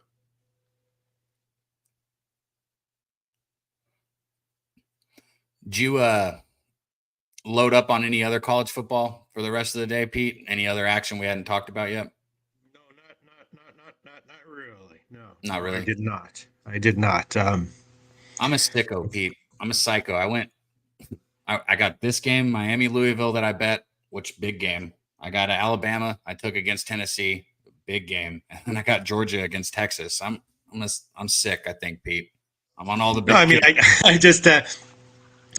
I didn't have a huge amount of time this week, and I was looking at other stuff. And then I was also, I mean, in general, I like to do college football in these years, like, you know, second halves for FBS stuff and FCS stuff is what I mostly focus on, which is not, you know, if I had like, you know, unlimited time, but yeah, and then, yeah, I would look a lot deeper into every college game and find. I mean, I just don't happen to have anything right now, the rest of the card. Hey, shout out to Gravy Bets. He jumped on screen a couple weeks ago with us. He did give that out in the chat today. Louisville, what -2.5? What do you? I think he had over 2.5 points in the first quarter for him. Was that what it was? I'm not sure. Yeah, over 2.5. That's what it was. Yeah, over 2.5 points in the first quarter. So shout out to you, Fly Parks. Asking, I mean, you just heard me. I'm with you on Bama. I'm here with you on Miami. I'm not with you on Texas, but a lot of people are, and I get it. I mean, Texas is a clear #1 football team right now, in my opinion. So I do understand it. I just think Ewers, you know, even though he's the best quarterback in the game, I think people forget, like, Beck has the ability to nullify that. He has the ability to play the type of football game that, you know, at the end, it comes down to the last possession. At the end, it comes down to who has the ball, just like against Alabama. It just, you know, Kirby Smart needs to do what he always does with adjustments throughout the game, but he needs to have his team ready right off the jump. I mean, they cannot have another slow start like that. You can't fall behind 28-0 like you did against Bama. You're not coming back against Texas that far.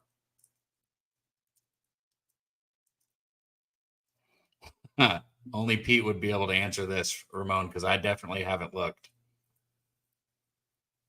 Ramon said, how about the big game, Pete? South Dakota State and North Dakota State.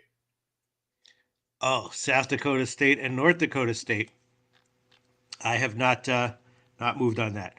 Yeah, me either. Sorry, Ramon.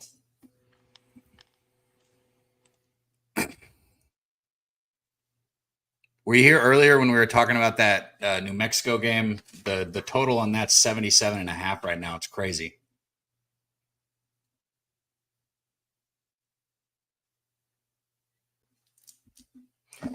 Thank you guys in the chat for rocking with us. Let me pull up these lines.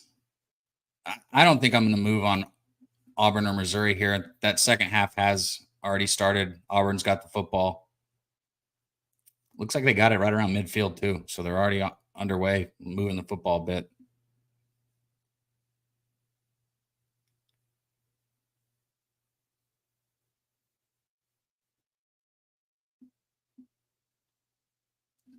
I mean, I hate to drop out, but I gotta run. I gotta do some work stuff. You're good, Pete. I appreciate you. I'll try to come back before the end of the game. We'll see how things go. But I'll see you. Cool. I'll see you later. All right. Thanks for coming, Pete. I got you. Shout out to Pete, man, for stopping by and kicking it with us. I'm gonna spark this next joint with you guys. Root for this Miami second half, man. Hell yeah, C-Mac. Thanks for popping back on. I'm like, people don't want to look right up my nose. They don't want to look at this ugly face on full screen, C-Mac. It's all good, brother. So I'm here. Ramon, I love that game. Out of the way. I'd lean under in that North Dakota, South Dakota. And I like North Dakota a little bit. How did I know that's what one you were talking about when you said you love it? I knew that's what you were talking about. Well, I went through, I think they can win outright. I mean, it's what, 2.5, right around there. South Dakota's favorite. North Dakota State's defense is solid. Man, this feels good being Gravy Bet said Dabby Cab C-Mac. This feels right, doesn't it, Gravy? This feels right. Only thing that doesn't feel right is I don't have a beer, and I will in a little bit. They'll be here. I didn't realize I was out. Terrible situation. It's a terrible situation to be in when you're in the middle of a show. No doubt. Hey, don't worry, Sean. I'll smoke it all for you. I got you, my guy. You don't gotta like it. Yes, he will. This guy will smoke it all. But we like that you're here with us. We like that.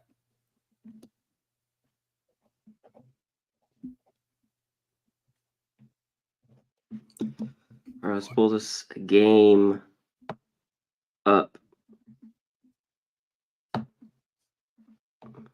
Auburn got a first. So what do you have? Georgia first half?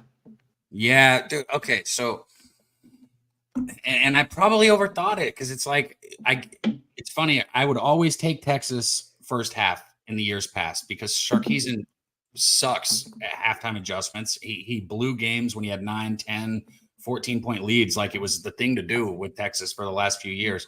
Obviously, this year he hasn't been doing that. And Kirby Smart's been the opposite. You know, he adjusts throughout the game. You know, we saw what happened with Alabama. We've seen, you know, Clemson, they were only up 6-0 and then they adjusted, right? Kirby Smart makes good in-game adjustments. I just feel like, you know, that he, you know, throughout this last week, he had to be focusing on, you know, a fast start, telling him we cannot fall behind 28-0 like we did with Bama. And on top of that, the line opened at 3.5. And now I got a 3.5 in the first half. And I was all week, I was like, if that first half gets to 3.5, I'm going to take it. So, yeah, I'm on first half 3.5 with Georgia. All right. Yeah, they can't dick around. Exactly. That's, yeah. I hope I didn't overthink it, but and when I say that, I just I hope I shouldn't have just gone full game because, you know, Georgia's back's against the wall, whereas Texas, obviously they want to win, but it's not the same situation. Georgia doesn't want to have their second loss right here. I mean, this is do or die already.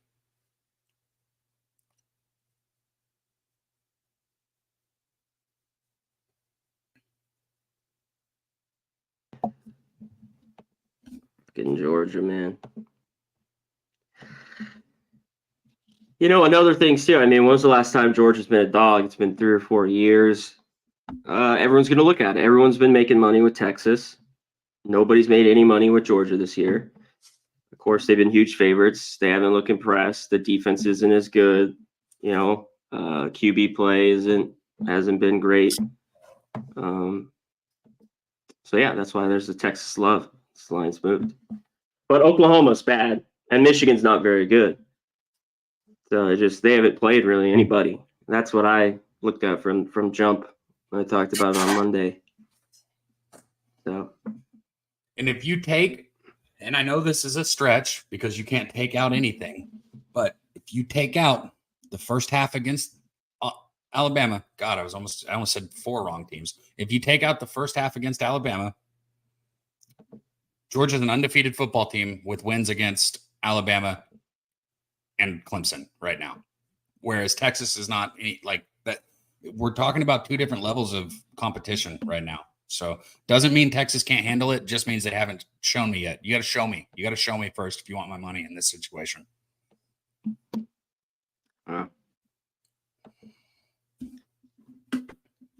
Shout out Coogie Cam in the chat, man. Good to see you.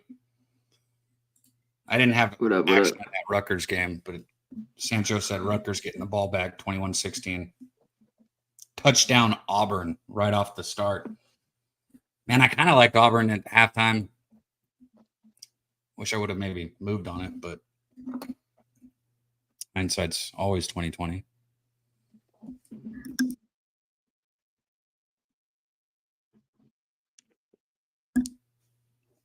I mean, I think we got to say that's how I feel. Oklahoma's offense is broken. I mean, talk about this Sooners offense. They've put up 6 points now in the last, 1, 2, 3, 4, 5, 6, 7 quarters of football. Is that right? For sure 6, maybe 7. And right as I'm looking at the score on my phone, touchdown Gamecocks. 30-3 pending the extra point. Cool, Kev. I got the I'm on the spread, man. I'm on the spread, so I didn't take money line. I take the points. I mean, I would just take the points. Yeah. Anytime, well, not anytime, but most of the time when I take the points, I like the money line. You know, that's why you hear people say sprinkle if you want a little. I don't know if this is enough to really want to sprinkle, though. It's not enough plus. You know what I mean? It's probably not much. What is the money line? I don't even know. Oh, look.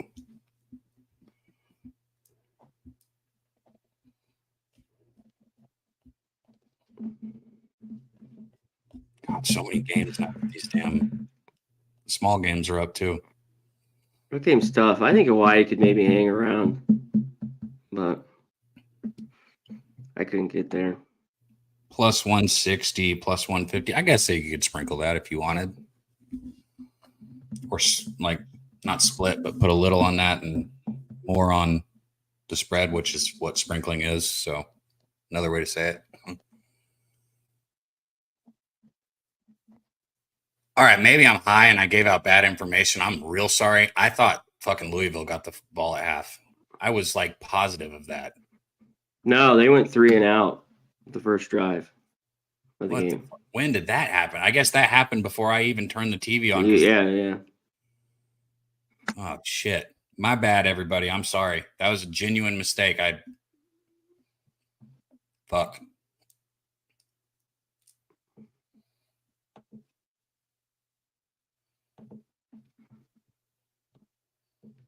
Pipe layer 6. Good to have you in the green now, my dude. He said, how about Army, baby? Crazy. That 20-1 playoff bet don't sound like the worst idea. How insane would it be, C-Mac, if fucking Service Academy had a team in the playoffs? Yeah, it'd be cool. They still got to win some games down the stretch. But they got Notre Dame. That's their big one. And then because we've been touching on this a little bit today, and then also Navy. But the weird thing about that Navy game is it's like 3 days after the playoff selection happens. Yeah, it's always that weird game. Standalone game.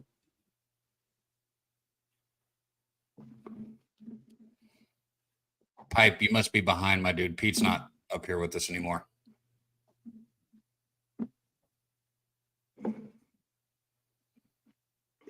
Potential big play down the middle for Miami, but it is incomplete. Honestly, Ward missed that. Coastal Carolina's hanging around this game. God, yeah. Dude, I thought that might be a catch. Maybe not.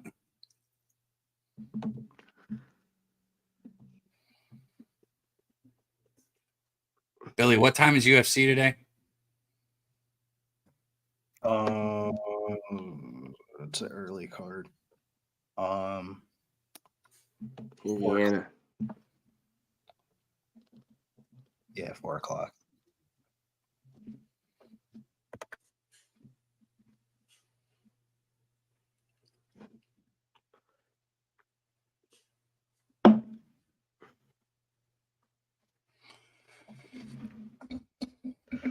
What do we have here, Cap? 3rd and 9 for Miami. So this is a big play early, not about at the 40-yard line, 39-yard line. Single back set. Ward stepping up to change the play call. We got 9 on the play clock. Looks like Louisville's bringing the house. Looks like they're going to be coming.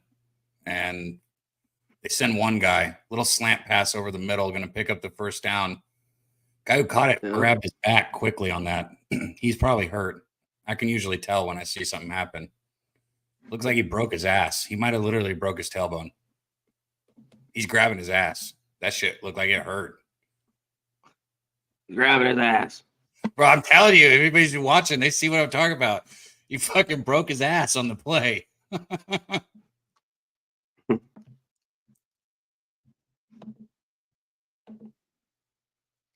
I mean, they're going to commercial break for him.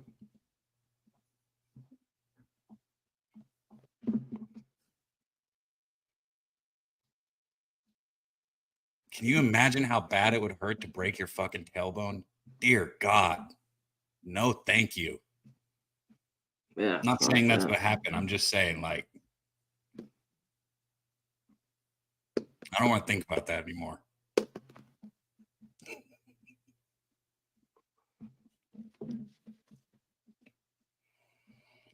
The tailbone is a lower back injury, or what happened was a lower back injury?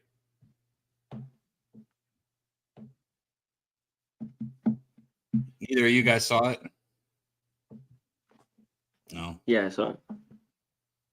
I mean, Kong, his hands were on his ass, not his back. I got these little bites. What? The muffins? Oh, those are actually good as fuck. Bro, 4 boxes for $10. I had to buy it.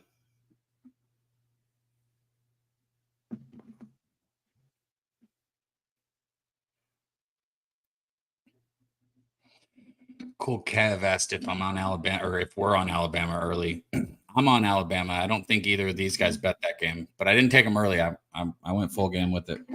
I take him under the 3, Bama.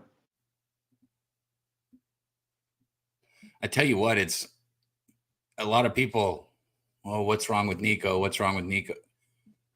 He's not getting blocked for it. Like, I'm not saying that he's not making mistakes, but like the problem with the Tennessee offense in my eyes is the offensive line. The big problem, the glaring problem. Yeah. I don't know. The play calling's shit too. It's weird, right? Yeah. Yeah, and the line has not been good. And shout out to all you guys rocking with us in the chat, man. We appreciate y'all being here, the members, everybody. Shout out to the green. In the green. Billy, I was about to tell everybody to sign up for the competition. You could probably do it better than me. UpSportsRadio.com/contest, UFC contest, free to join, free to enter. 101st, baby. All up to yours, technology style, as I like to call it. You just pick the winner and the win condition. Oh, my allergies just got me there. I have to restart this? What the fuck? What? No, there's this app, the Circa app. It's like, it does this shit sometimes. Let's restart my phone. Fuck.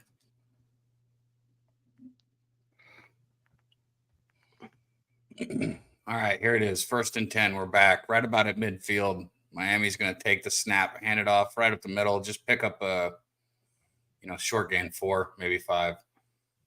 A little bit of after action on the play. I wonder if there's a flag. Looks like the Miami guy was holding on to the Louisville's guy's face mask. He's lucky they didn't throw a flag on that.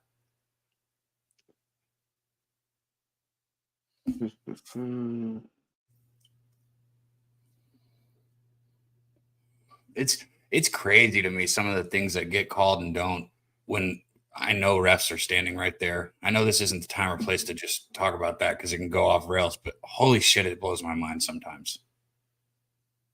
Like, I know you saw him grabbing his face mask. You're right there. You broke it up. So What happened? Ooh, in and out of the hands of a Louisville DB. That should have been a interception right there on 2nd and 6. But it's going to fall to the ground, incomplete. Bring up a 3rd and 6 here for Miami. You know, I will say one thing. Miami's been forced into 3rd down a whole lot more than Louisville has. It feels like. I should probably look and see if that's true, but it sure feels like it. Look it up.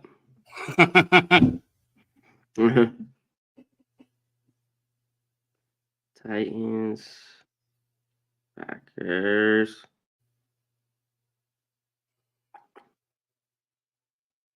Third and 6, Ward's going to step up and run for it, and he looks like picked it up. Yeah, picked up the first down. 35-7 Indiana. Yeah, they're rolling. You're right, Kongs. Shit. You can't. So see, I didn't bring this. I didn't bring this to you, but I keep my college football action very low today. I wanted to hear your thoughts on a game that I like for 7:30, and it's not one of the more popular ones. D-Gen special. I like Kentucky -1.5 against Florida. Okay. Yeah, I think that's the bet. I don't love it, and it's moved that way. You know what I mean? What if I told you it's national Kentucky? It's a defense. He came on here and bet the Badgers because it was Badger Day, and now he's telling us it's national. God, bro, I'm looking. It'd be more if they were at home. The stats I already liked the stats for Kentucky, but then I saw that and I was like, oh shit, I didn't even know it was National Kentucky Day. It's wild. Well, the Badgers did cover on that day, didn't they? Bro, they won 56-6. It was the easiest bet I've ever placed in my life. They're like -1.5. That's so funny. 2nd Nate here for Miami. A designed quarterback draw, and instead of running it, Ward throws it to a receiver last second. It was Restrepo for a short gain. That was a fucking weird looking play. The reason why I asked is because I saw some shit that have like a dual threat quarterback system, but one of the quarterbacks are out. They're both fucking young as shit. Yeah, Mertz is out. It's Lagway. Situation. Yeah. DJ Lagway. Kept calling him Langway the first time I said his name. Everybody's like, that's not the way you say it. Like, whoops.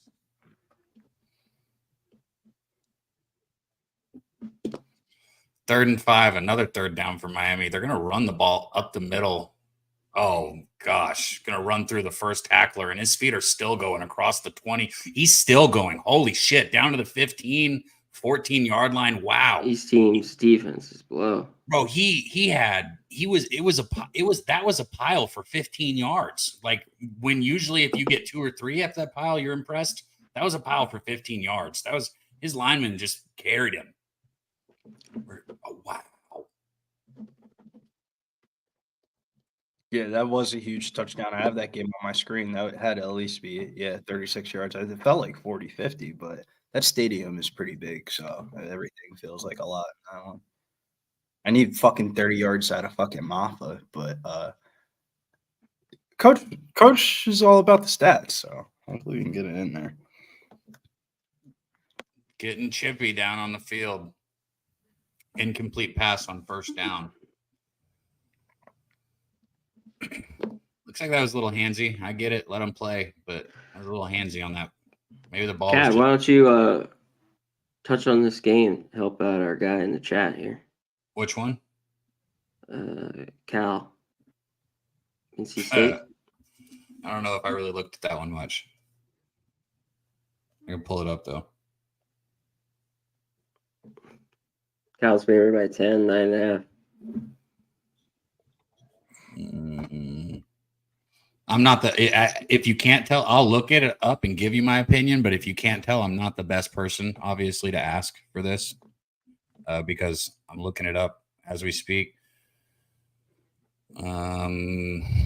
Shit, man. NC State, other than the Clemson game, every game they've lost, they've kept within a touchdown. and you're asking for 9.5 with the Cal team that I think people like right now because they're covering, right? They covered against Miami, almost beat them. They did beat FSU, which even though FSU sucks ass this year, it's still for Cal, that's a big win. They went to Auburn and they beat Auburn. I mean, touchdown Miami, I think. Yes, sorry to break. Touchdown Miami, Restrepo. Let's go. So all I was going to say is I think Cal's caught people's eye here, whereas, NC State, after who was it that they got beat by early? Tennessee, that they got swamped by fucking – they're at least keeping games close. I don't know. I think take the points with NC State, 9.5 probably. Fuck me, though. I don't know. What about you, C-Mac? Yeah, I'm off. Okay. Well, I hope that's just a bad travel spot. I like that's the one thing I think Cal could cover here. I don't want to lay 10 points of them. NC State has been dreadful. They still haven't covered a number, Cal. Yeah, they're terrible. I don't know what I mean. Yeah, but still, like at the same time, since when it's a lot. 9.5 point favorite. And Cal's covered those mostly as a dog. All those games, Right. Like every game I mentioned, they were an underdog. They barely covered San Diego State in that game, 31-10. They were 18.5 point favorites. They didn't cover opening their first game against UC Davis. NC State's looked better. I mean, last week with Bailey at quarterback, Syracuse didn't have the best secondary pass defense, but 17-24, 329, 2 TDs and a pick. Can he have some success? It's a shitty travel spot too, Berkeley. Dude, was it here in the chat? Oh, Justin said 31-10 Clemson. Now, I tell you what, man. I know it was the first game of the year, but the better Clemson plays, the better that Georgia win over Clemson looks, right? I don't care if it's the first game of the year. Like, Georgia, I know I said it earlier, but you take out that atrocious fucking 28-0 fall behind against Alabama. I feel like it's every fucking college football team this year. You got to throw away one game and they look great.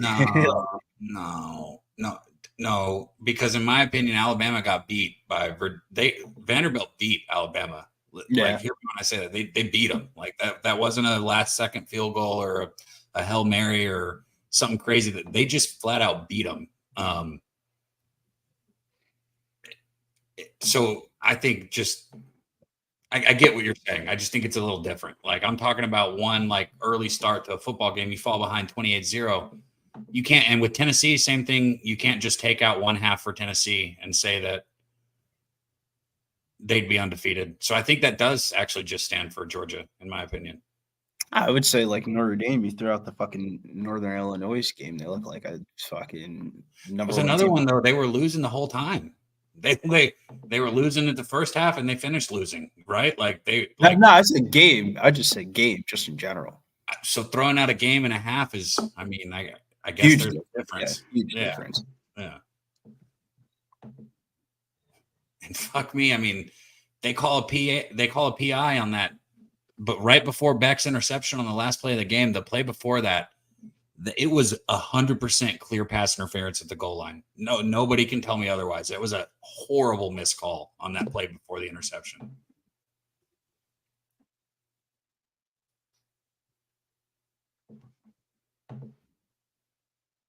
It's crazy to me that I haven't heard anybody else bring that up after the game either, because like if you call that like at the goal line, that's such a different fucking. It's an overtime or going for 2 to win.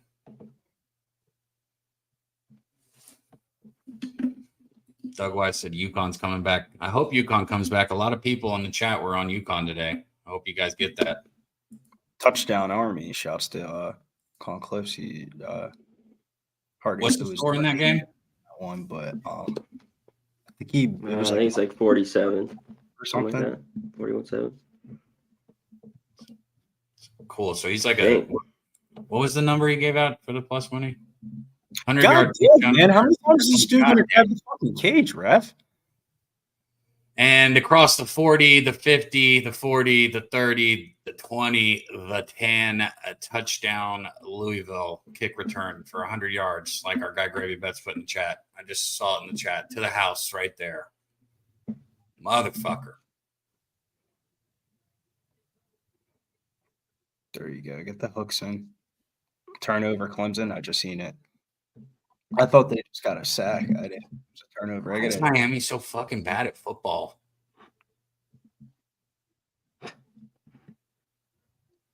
Just like outside of Cam Ward, tell me they're not fucking bad. Outside of Cam Ward, they're fucking trash. They're terrible. No, their receivers are good too. That's part of the Cam Ward. Yes.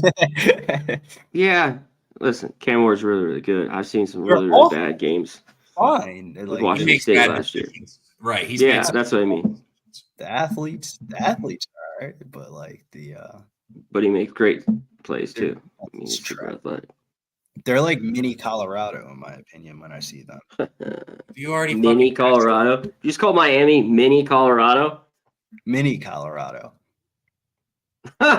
That is one of the most outrageous That's things. one of the most craziest things I've ever heard. Colorado, mini Colorado. Bro, Say it again. But you got to remember those team. What I mean by that is like when everybody was repping Miami. is like Colorado is like a fucking carnival for like offensive player props. Like regardless of how their games turn out, it feels like all their player prop overs always end up hitting. And Hunter would have got his last week. He fucking got hurt on me. Fuck my prop. But that's what I'm saying. Like the only way you get scammed out of like a fucking injury or something like that, or like I don't know. It just seems like for as not as good as a team that they are, their player prop overs are always hitting, dude. It's ridiculous. Colorado's been bad since forever. Since forever, ever, and their player prop overs always hit. Not if you remember the '90s. I like Francis. Colorado was good in the '90s. Yeah, They were ranked. Come on now. Yeah, shit, they won the national championship. Did they? Okay. Yeah, come on now. Someone's got to be over 50 in the chat. Come on. Knows Colorado. You're Cordell Stewart. Come on. Another touchdown, Clemson. It's funny though. I made that comment about that. You know, I was born in '89, like in December too. So I was basically born in the '90s. God damn, man. This ESPN app is always one of the worst apps to ever fucking try to check a score update for. Too many fucking ads. You click something, they end up popping up your fucking Xfinity. It's just like, God damn it, man. I just want to see this box score. I guess it's going to be Miami that fumbles. I'm guessing. I hate being behind. I'm going to go ahead and call it fumble by Miami, even though I haven't seen it. Yep, fumble by Miami. Louisville's got the football. Well, this is why I put the little bit the other way. I mean, fuck it, dude. Like, why are the Miami players trying to say they got the ball when clearly Louisville has it? That shit's always stupid to me. Like, if you see the other team has it, the rest's not going to be like, oh, yeah, you're right. You do have the ball. Like, the fuck?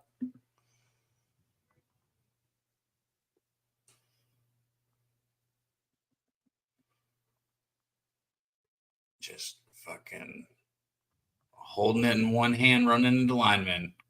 What a way to fucking protect the football.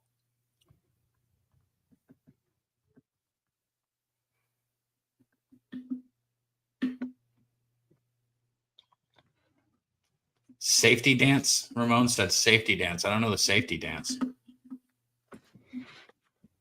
Safety dance, Wisconsin. I'll be here all for in 55.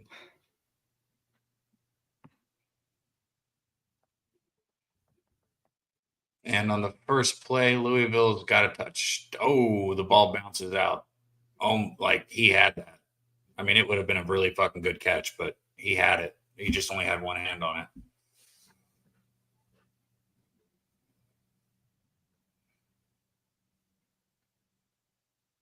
Oh, damn.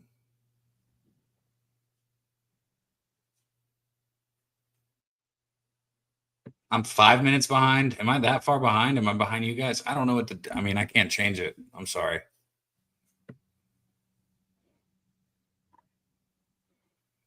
If I watched it on like a iPad or something, it'd probably be faster. Look, he's already saying 3rd and 7. Jesus Christ, I'm behind. You're gonna see the snap handoff. Yeah, it looked like they got about 4. What are you watching it on? Spectrum. Nah, that makes a lot of sense then.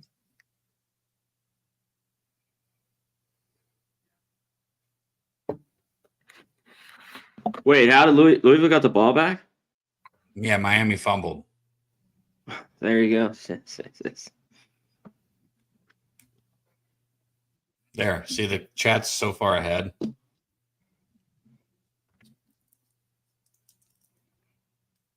Hell yeah, Heard it.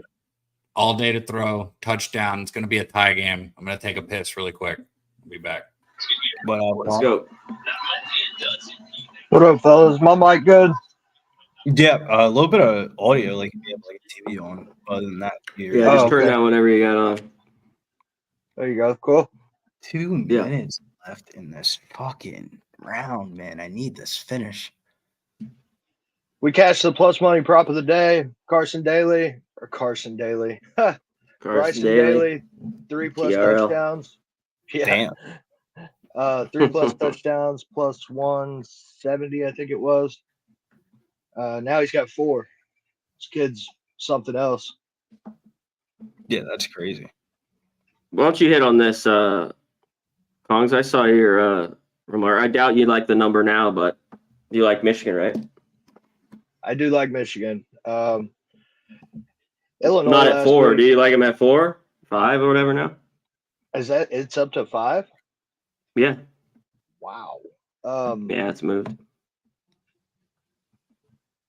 Yeah, honestly, I don't know that I would play it at 5, but I mean, yeah.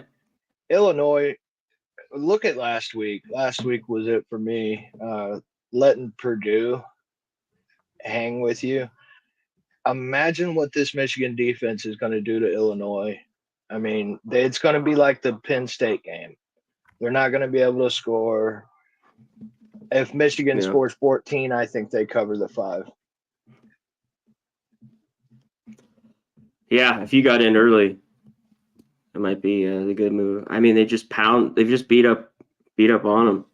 You know, on that game last week, they coasted in the first half, and they were just total asleep. It was like touchdown, fumble recovery, or pick 6, and then the next thing you know, it was fucking tied.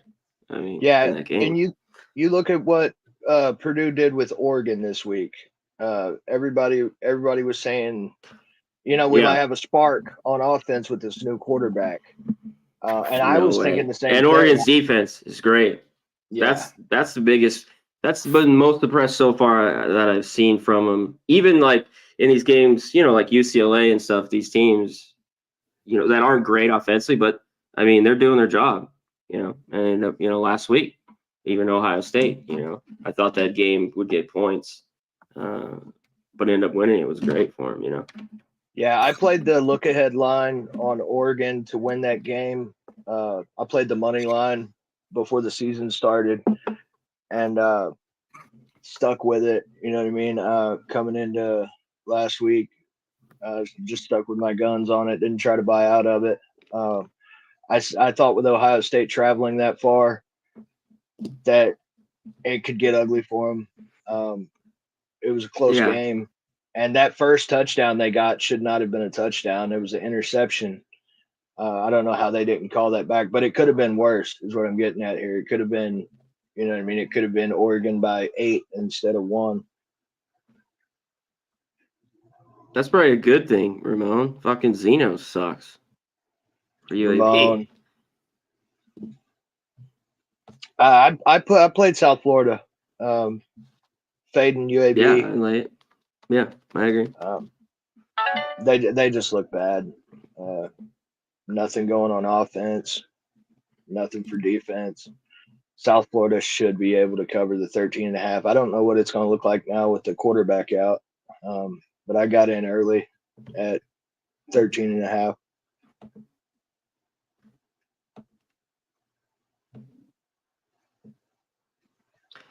Yeah, unless he can do something different, I don't think it matters. Yeah. Looks like Clemson's covering right now. Indiana scores again, 42-7 on Nebraska. They're going wild at Bloomington right now. People I work with was going. So I got in, put some tickets in my cart the week before, and was waiting on a word back from my house arrest officer whether I could go or not. And finally, she gave me the okay to go, right? And I got back on Ticketmaster to get my tickets. I had row 3 tickets were $111 a piece. And when I got back on there, those tickets were no longer available. There was tickets in row 5 for $1,600. God damn. Yeah. I said, well, guess I'm not going.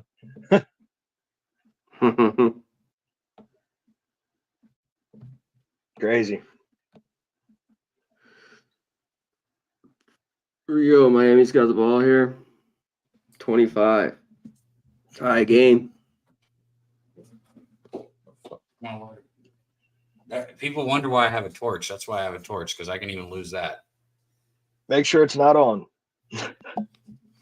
Well, you've officially cast your over no matter what, right, C-Mac? Yeah, it's 60.5.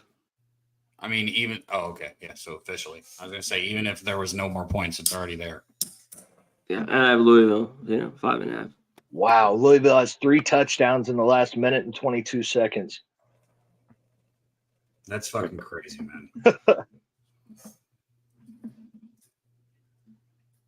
I think it's gonna, like I said earlier in the week, this is gonna come down to a field goal. I think Louisville covers. It was too many points in my book. Yeah, I agree. I'm just glad after seeing that defense. Took first half with Miami and then added. I hedged a little bit with Louisville. Well, that was good. What ended up that's Miami got lucky with the missed field goal and the turnover, and look, then they turn it over. That's kind of what I was waiting for, or like a stop, but there ain't gonna be many stops. Looks like. Yeah, Cab, you probably cashed both of those.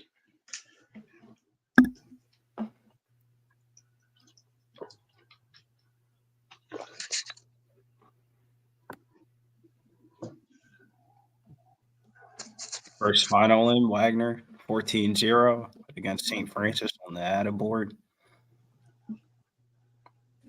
That has to be an attaboard game, right? Yeah, it's a fucking attaboard. I mean, because college basketball is a little bit different. Here we go, 4th down for Miami. I feel like for here, 4th and 1. Not even going to look at the chat because I know somebody else probably already knows. So I'm still on 3rd down. I'm behind. If you're behind me, that's crazy because I'm behind everyone. Yeah, I've got 4th and 1, and they're deep in Louisville's territory here. But your defense isn't going to get a stop either way. You go for it. Your defense. Somebody says in the chat, got it. Best 3:30 game. Okay, I guess I can look. I was going to say Gravy's the one who will put it in there. I was going to try and watch it live, but thank you, C-Mac. They handed off up the middle, and dude, he got met in the backfield. It took everything to get that first down. Everything he had. That easily could have been a stop. 4:32. You guys got any 3:30 looks for our boy in the chat, T Moss, member? 3:30. 3:30 slate's 30 minutes away. Let me look and see what the slate looks like. I have Ohio +4, and I have Baylor, Texas Tech over. I just think this is a little similar to this game. I think Baylor. One thing, I think they can move the ball on Texas Tech, and I think they get easily in the 40s. So I just thought that 55 was light. Some things that are broke. Texas State Old Dominion game. Holy Texas shit! State was great last week at home, but on the road, I don't know. Sorry, I didn't mean to. Look out! No, real quick. Old Dominion though is double-digit dogs has been money. They didn't cover for me once this year. They covered every game last year at home. Yeah, the 9.5 seems like a trap line and a half, -9.5. Well, all the money's on Texas State, and it's come down from the 10 to 9.5. And they just go straight to the line. Touchdown, Miami. I thought Cam Ward was going to get sacked and fumble that football. I don't know how he got that throw off. That's the type of shit where he does some wild shit. It just fucking crazy, some of the shit he does, man. So touchdown, Miami, back to a 7-point game. Bro, I'd be so happy if this would finish. Wait, what did you say you got? CMAC 5? If they could find a way to get 5.5, yeah. That'd be cool. I got a 4 with Miami. I got it early. I laid a little bit of juice at the beginning of the week, and then I got the 8.5 with Louisville. I've never middled and hit both. That'd be fucking dope if I did. That would be dope. Yeah. 3:30 games for the guy in the chat. I'm on Tulane minus 22.5. Playing Rice. Fade the food. I'm on Michigan. Me and C-Mac talked about it a little bit. Michigan's it's going to look like the Penn State game, in my opinion. Illinois not being able to score. Michigan puts up 14. I think they cover.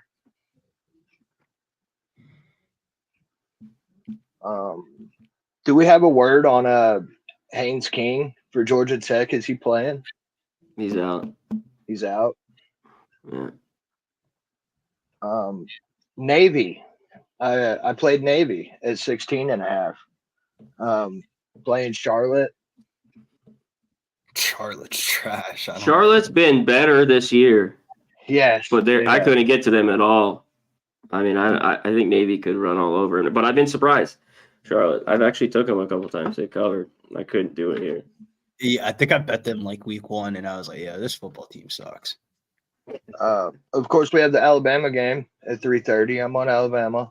That's fine. Yeah, I like Alabama. Until Tennessee can stretch the field like they were against worse competition, they just haven't been able to do it against the bigger teams.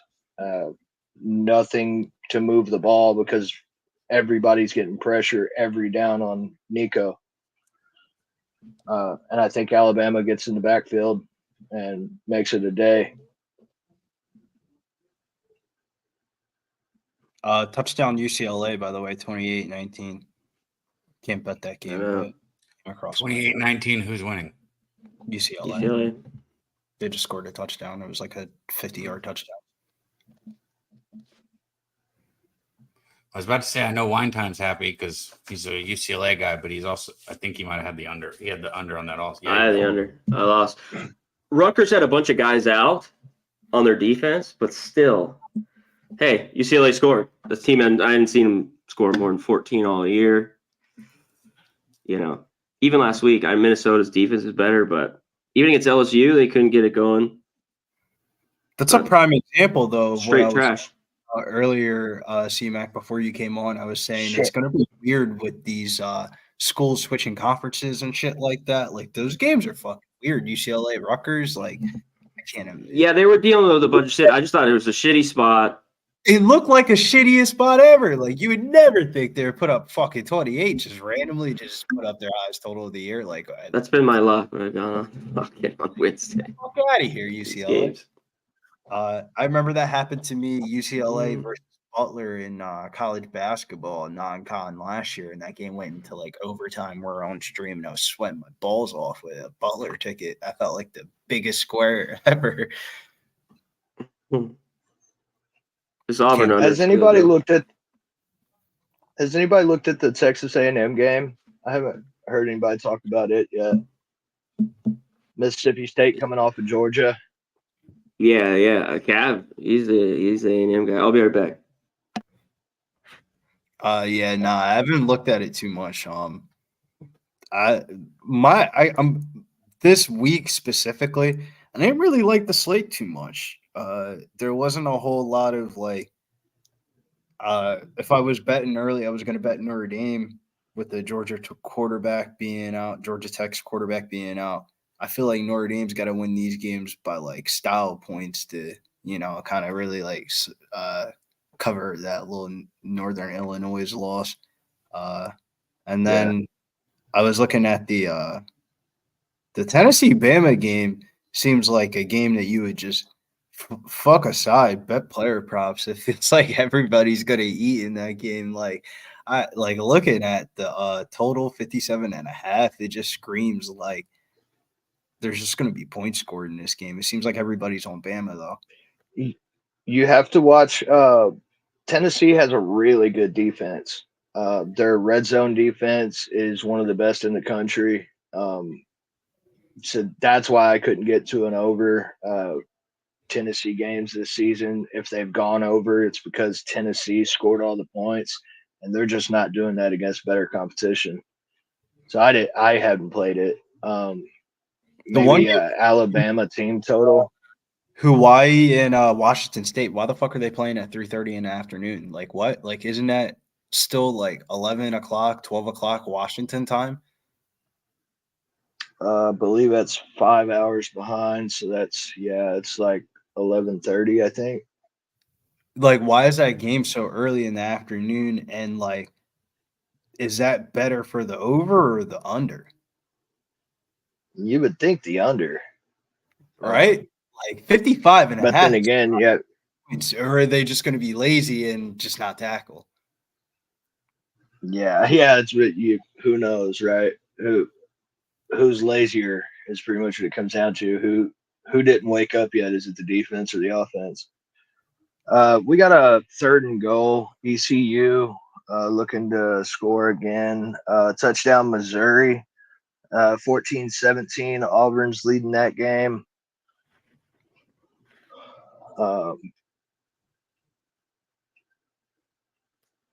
I did play Texas A&M coming off with Mississippi State coming off the Georgia game. I feel like they put a lot in at the end of that game to try to make the comeback. And Texas A&M's defense, big stop. Army got the stop on the goal line. It's going to be 4th and goal at the 1. I'm getting close to covering this live bet I put in at 33.5. That was a great call. Shouts to Banana Boat with the $10 dono. Says how the bet's going, boys. Going well. Kong's clip. That was at least what, bro? Plus 325 or something like that. You said it was. Which one? I'm still waiting on it, I think. Like they're back up on the goal line, about to score again. Yeah, they about to score. Yeah, ECU is about to score. And they do. ECU gets in for the touchdown. My bad. I thought you said the reverse. No, ECU got in. Army isn't playing defense like they was in the first half. Looks like they might just be trying to coast into the win. I would call this Louisville game, but I'm apparently behind 2 downs. I've got 3 games pulled up right now, so my Wi-Fi is a little slower with me streaming as well. Yeah, power to you. I don't know how you have that many games up and stream at the same time. My computer would have fucking crashed. Army needs to get one more touchdown. Yeah, the Army's up 24 right now. Yeah. Oh, shit. That was almost a big grab. That should have been pass interference on Miami. Second timeout, Northwestern. What are they calling timeout for, bro? It's 23-3. Billy, let me ask you this, brother. Who do you like in this Ngannou fight? So heavyweight MMA is always weird because like you always don't want to lay like above -200, but in reality, I think Fierre is kind of like a fraud. Like the season that he was in, the PFL season that he won, he got ground and pounded out by Anta Delasia, who's probably going to win this season. He's in like the championship fight. That was the season before he went to the finals. That season, he also lost to Clayton Abreu, some dude that like got cut from the UFC because he was kind of just trash. He like his wrestling takedown defense sucks. And one dude, Kanayev, he was Khabib's heavyweight, the Eagle FC champion. He fought Renan Fiera, and he beat him pillar to post like the whole entire fight, and it's kind of like slow. Like if you looked at the dude and saw his Instagram, you wouldn't think he's like you wouldn't think he's a professional fighter type shit. Like you would be highly deceived. He's not like crazy physically strong. So my like perception of Ferreira is not that good. Of like I've parlayed against him at this odds before with way lesser of talents, but a lot of his fights in the PFL got ruled no contest, his losses, because of a big drug test scandal in the PFL a couple years ago. And so it doesn't look that bad now. But I remember those fights. Like when you look at it on Tapology and shit like that, it's just yellow and stuff like that. I don't know, man. Francis Ngannou at minus 260, man. I didn't bet worse people against Renan Fiera at that price tag. So I did throw Ngannou in a little D-Gem parlay with some rest of chalk on the card. But it's like I think Ngannou wins, but not a lot of value on it. Because you would think it would be a knockout, but if he gets a knockout, he's gonna have to wrestle and shit like that. And like at that point, if he's wrestling and shit like that, you might as well just bet the over. How long has it been since he's been in the cage, bro? Hasn't it been like 2+ years? MMA wise, it's been a minute. Yeah. And his son dying. I mean, with him not being in the cage, I mean, I know he did box and he got paid. He got a bag off that fight. My whole thing is I wonder if he's still in it. I mean, how much is he getting paid for this fight? You know what I mean? Well, the PFL has already invested in him fighting MMA, and so like him coming back, I would imagine they, regardless of the result, I think the PFL wins. Type shit. Where yeah, you know, if Ngannou's winning, it's lit. They get their money back on their investment. If Ngannou loses, then Renan Fiera probably becomes like one of the a superstar. Yeah, like a superstar. So it's like there's other people that are qualified to take the fight. It's just you wouldn't want to pay for it for a pay-per-view. It'd be fucking Renan Fiera. If Renan Fiera's to give the fight that people want to see, like the other people would probably just get knocked out. I put a small bet on Renan Ferreira. With everything in my book that I think stacked up against Francis Ngannou, with his son dying. He hasn't been in the cage since his son died. No, he did. He came back boxing and he got knocked out. Yeah, I'm talking about for the actually being in a cage, not a boxing match. With the boxing match, him getting knocked out, how's his head? You know what I mean? That was a brutal knockout. That was a brutal knockout, and that was only 7 months ago. Yeah. So that I think too much stacks up against him for the plus money I got on for Hayda. So I put some money on him. I didn't put a full unit or anything on it, but my favorite dog in the card is this Irish kid. He was a big signing for the PFL. His name's Paul Hughes. He's at like plus. Yeah. I bet him by decision, so I forget what the money line is. It's been bouncing all over the week, but I think he could win a decision. His decision prop was plus 310. Thought it was really good value. Like the dude that he's fighting is really fucking good, AJ McKee and all that, but like I don't know, man. It just screams like somebody's getting robbed on a split decision. Yeah. I moved on Hernandez tonight too. Let's see or not Hernandez, not Fluffy. My bad. I moved on Pereira tonight at plus money. On 4th and 8, Miami committed a holding. What a Hernandez. What a fucking shit show. 4th and 8, they commit a holding. Come on. Plus 150 currently. Does 10. But I feel like if Paul Hughes wins the fight, if he wins the fight, he's probably gonna have to be a decision.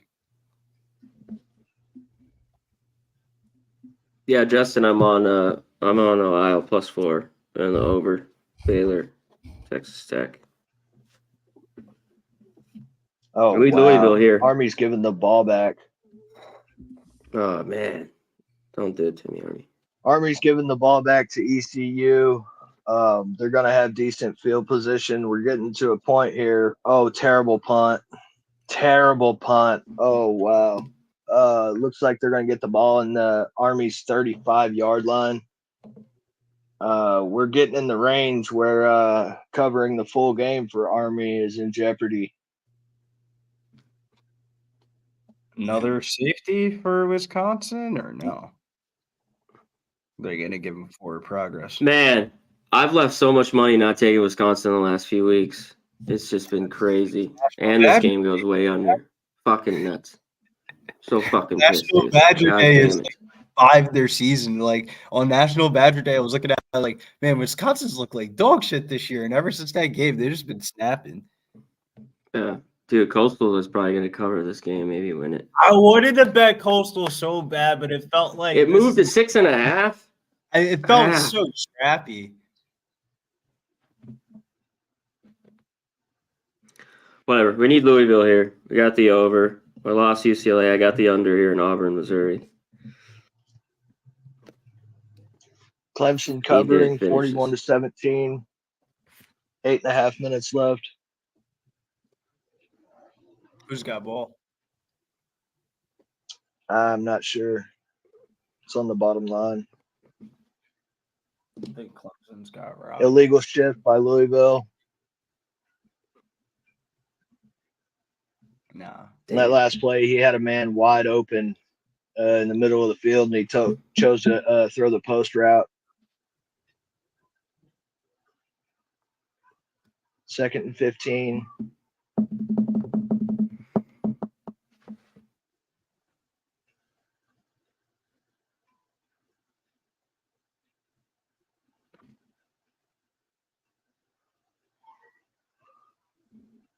First down and some for Louisville. Looks like they're going to be out at the 11.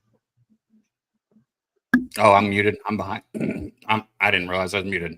They got the ball. It's going to be 2nd and I don't know, maybe 2 yards now here. All right, I'm getting on out of here before these fights start because I gotta look at something real quick. All right then. Later, Billy. Shout out to our guy Billy. Appreciate you coming in here with us. Gravy Bets is even further ahead than you're behind me, and I'm behind everyone else. Gravy Bets just said touchdown Louisville, so it looks like tie football game again, unless they go for 2. I was telling Billy I got 3 games playing right now on different TVs, and I'm streaming, so I'm going to be behind. That's cool. And there it is. I see the touchdown to Duke Watson, 4-yard touchdown reception for Louisville.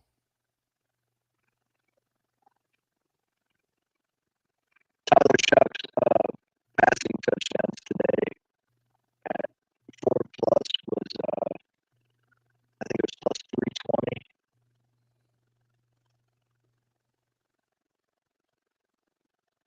Oh, Chase garbage. Hey, So like 400 yards today. Oh, again. The chat. Bounce him. Bring him back. Yeah. Okay. Can you bounce him real quick? Yeah. Just out and in, like right there. Yeah. Bring him back in. If not, it might be just his thing. Yeah, you're good. How does that fix it? That's crazy. Hey, at least it fixes it.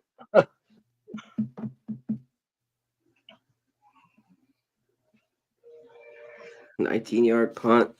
God damn. Yeah, crazy. Oh, he's open. Dodge the bullet. ECU underthrew the wide open man in the middle of the field. Army's up 24 right now. A touchdown puts them up 17. We will be covering by the hook. I don't like where this is going. 3rd and 10. Need to stop.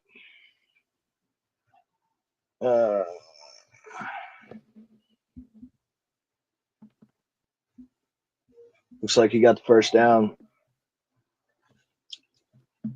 ECU on the 24. Man, this is crazy. Sucks. Crazy when somebody gets shut down like that. My Burden prop didn't even ever have a chance. Never had life. He's got 20 yards right now. Really? Yeah, just crazy. 20 yards. Bro, that shit happened to me on the Thursday night football game. I had Alvin Kamara rushing yards.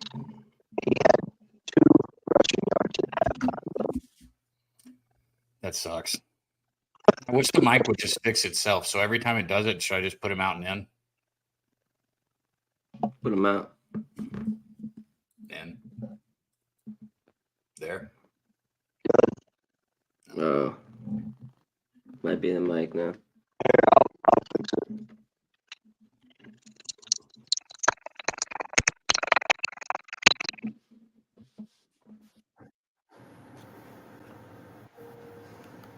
What's that sound like? Well, that sounds way better. Good. Watch it be the same thing. It's weird. Who knows, man? Who knows? It was the audio on my laptop was better than my headphones. That was what you guys heard a second ago. That's weird. Yeah, this is way better. Way better. Awesome. Man, shout out to everybody in the chat. Still rocking with us. Coogee Cam, Drew. I'm not gonna try that last name. Good to see you though. Pipe Layer, Voodoo Ranger still rocking in here, man. Everybody, man, thank you guys. Hit that like button if you haven't yet. Sometimes just need a quick reminder. I think we got a touchdown, Eastern Carolina. Wow. Oh, wow, that's close.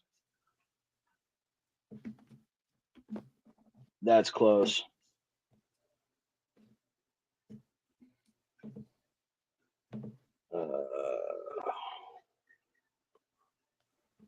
Bro, I don't think I've seen a touchdown this close. He comes down 1 foot inbounds, and he's on the line. It looks like he's on the line. Tough angle. I'm not sure what the call on the field is. Yeah, that's close.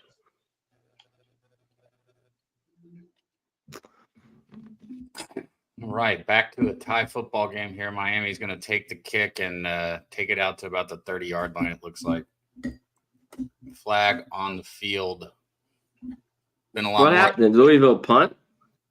No, they scored a touchdown. It's tied 38-38. Oh, okay. I thought Miami already had the ball. Shit. Okay. Call on the field's a touchdown. Yep, touchdown, Eastern Carolina. Holy shit. What's the score and how much time's left? 20 to 38. 6.5 minutes left. Holding call against Miami. Right on that. Way back. Go ahead. Sorry. We are just covering right now. Just covering. Oh, they're going for 2. This will kill it, bro. We're going for 2. Damn. Oh, no. Let's go. No good. 2-point failure. Wow. Hate those. Oh, I hate those. Like you're down 18, bro. Right. What are we doing? Like legit, you're down 2 touchdowns and a field goal. Why are we going for 2? Like these coaches know the spreads, bro. That's all I'm saying. Coaches know spreads. What can we do about it? Indiana 49-7. Yeah, beat down. Yeah. Fully beat down. I hope those $1,600 fifth row seats were worth it.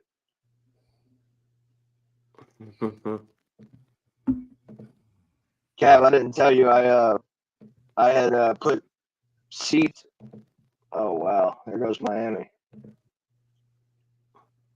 I had put 2 tickets in my cart on Ticketmaster for the Indiana game, and got a hold of my house arrest officer. and was waiting on them to get back with me, so I didn't buy them. And then it was announced that Big Noon Kickoff was going to be there. And my house arrest officer got back with me and said it'd be cool if I go. Army with a huge return. Nice. To the 10-yard line. They're ready to go in and score. Said she got back with me and said it was cool if I go, you know what I mean? So I get back on Ticketmaster to check my seats. I had third row seats for $111 a piece. They announced Big Noon Kickoff. I get back on there to buy my tickets, and my seats are no longer available. The closest to that was row 5, $1,600 a piece. Jesus Christ, that's a crazy, bro. What a crazy change. Yeah, so if I would have just bought them and resold them, bro, I could have bought them and resold. You know what I mean? Like, I knew that it was either going to be game day or Big Noon Kickoff was going to be there. Dude, and that's one of those situations where I would have sold them. Even after I got the yes, I would have sold them. If I bought those tickets for... Oh, yeah. Absolutely. Yeah. Absolutely. That's too much of a profit to turn down. Touchdown Miami right there. Yeah, that's wild, bro. That's a huge swing. Dude, both team total overs were so easy on this game. So the over was easy. Shout out to C-Mac. The over, the team total overs, every over in this game was such an easy bet. Yeah, if you had an SGP in this game, you cashed. Any kind of SGP with overs, you cashed in this game.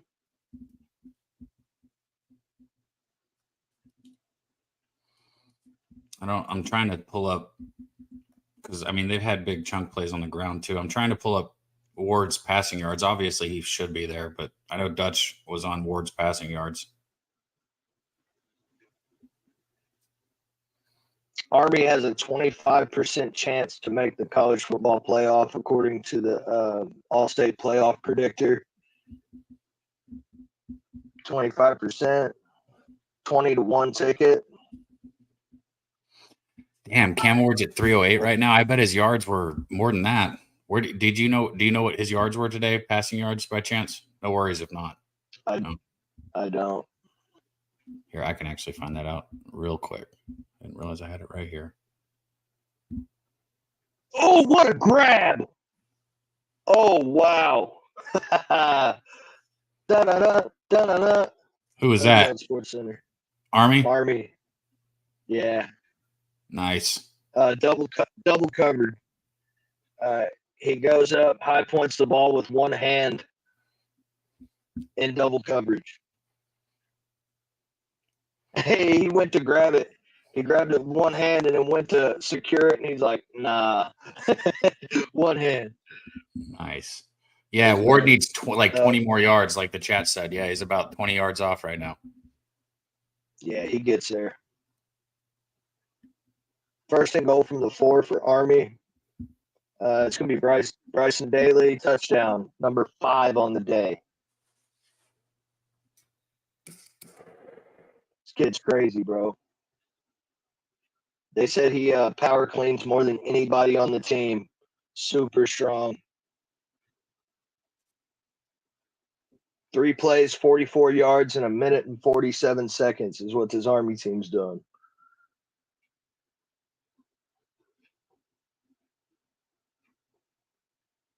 It's wild. This fucking Louisville Miami game is back and forth, and I don't see it changing. Yeah. I can see it going to overtime. Definitely. I mean, you could probably bet that if you want. I hope not. Chat, if you're looking for a bet. I hope not. But I hate when games in early slate go to overtime because then you get cut out of another game. It's like, I'm gonna be honest. Go to VIP box and I put a little bit on Louisville at +8.5, but I have more on my original bet. So hate that we're on opposite sides, but I still would like Miami to cover here, but I don't feel good about it. I haven't felt good about it in a long time. Their defense is just bad. Well, I grabbed Lowell at 9.5 earlier. Nice. So if they middle and lose by 7, I cover my early bet. I'd be as happy as a fly on shit if that happened. If Miami wins by 7, I'd be happy. Like I said, happier than a fly on shit. Yeah.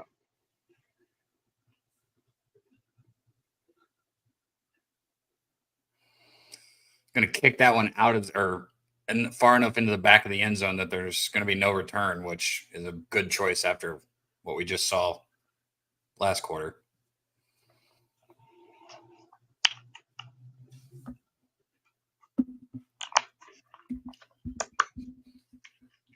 Man, everybody's still rocking with this. Some of you guys have been here since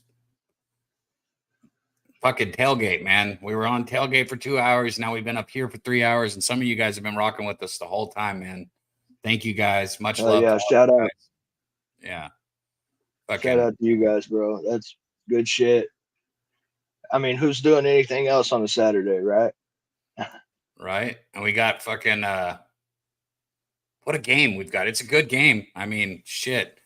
No matter what side you bet, you're on your edge of your seat here watching it to see how it comes down. So on first down, Louisville's going to run it, pick up just a couple yards here.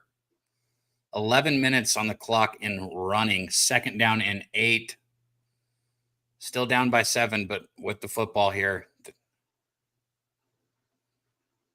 Ooh, that ball was – see, you got a fucking huge play for Louisville down the sideline. At least get him out of bounds. Like, you had a chance to intercept that. Instead, the receiver comes down with it with a huge gain. Just defense is bad. Virginia's mounted a little bit of a comeback here. Virginia 25, Clemson 41.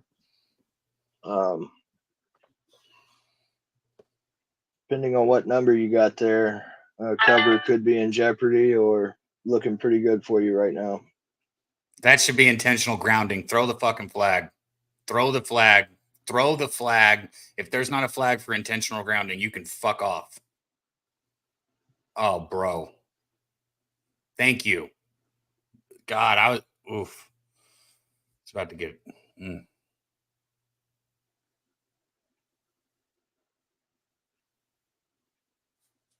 Obviously, if you can't tell, intentional grounding on the play.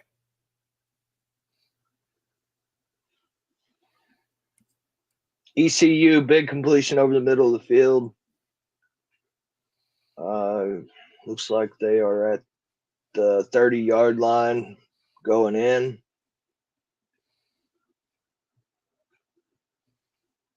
I feel pretty good about the cover at this point. Oh, another big completion. Down to the 8. Let's go. Good shit. We got a 25. Second and 22. Shaw's going to drop back and throw. He's going to look. Must have been on a different page with his receiver. Overthrew that. So 3rd and 22 coming up for Louisville. I mean, we're in 4-down territory. No, I mean, I guess 4th and 22 in this situation, you got to punt it. But if they even pick up 10, this is interesting to see. I mean, first off, Miami would have to get a stop to see if it's interesting. But so Louisville will go for it. Brom will go for it if it's. If it's a game situation. But there's time left. Yeah, you don't go for that here. You will. I'd say at this, if you get 10 yards, maybe you can go for it. Here it is. Drop back on 3rd and 22 over the middle. Good defense. No flag. Shouldn't be. If there is a flag, that's shit. No flag on the field. 4th down coming up. 4th and 22.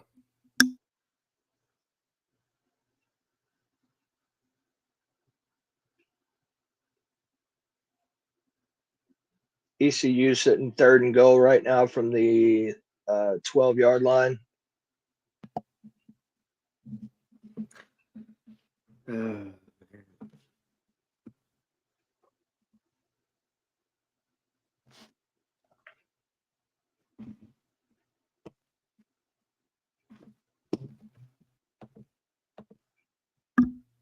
Big bounce on the kick for Louisville.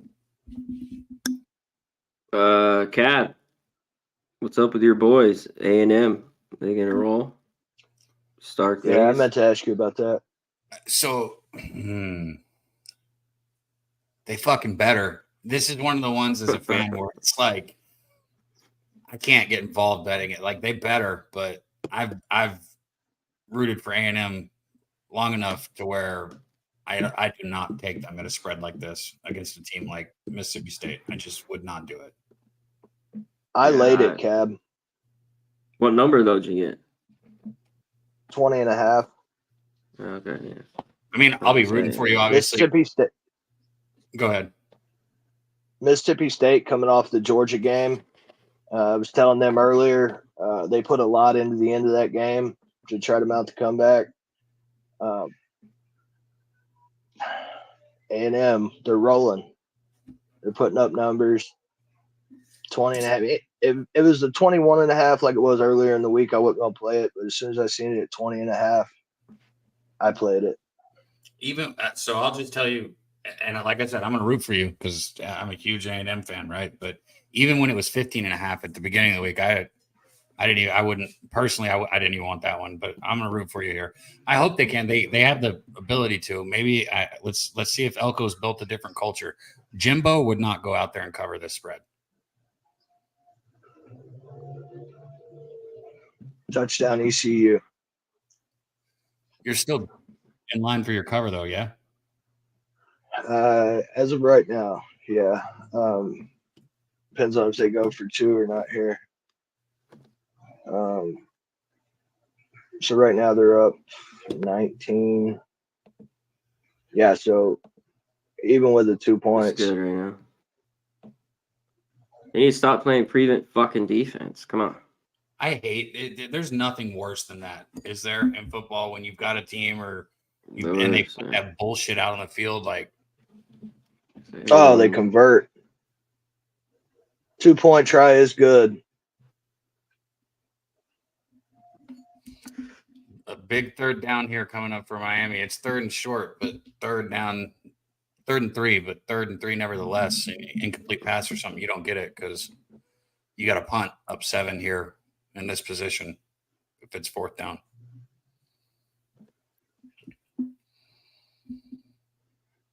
Thing is now these defenses, usually at this point you'd say, oh, the offenses might be starting to get tired. Now these defenses are fucking, they're just coming on and off and on and off, running up and down the field, up and down the field.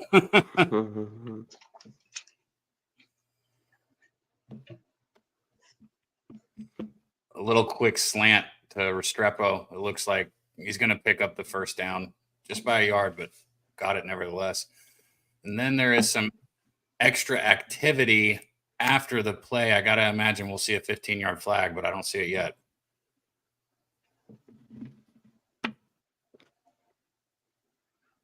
Damn, Miami got away with one. One of the linemen came in and pushed somebody on their ass way after the play was over. Oh, damn. I just seen that. Yeah. That's crazy they didn't call that. Bro, sometimes I wonder. Like, fortunate. There's no way somebody didn't. Onside kick. No way. Oh, no. ECU gets the onside kick. Fuck, man. I didn't see who landed on the ball, but it missed the first guy.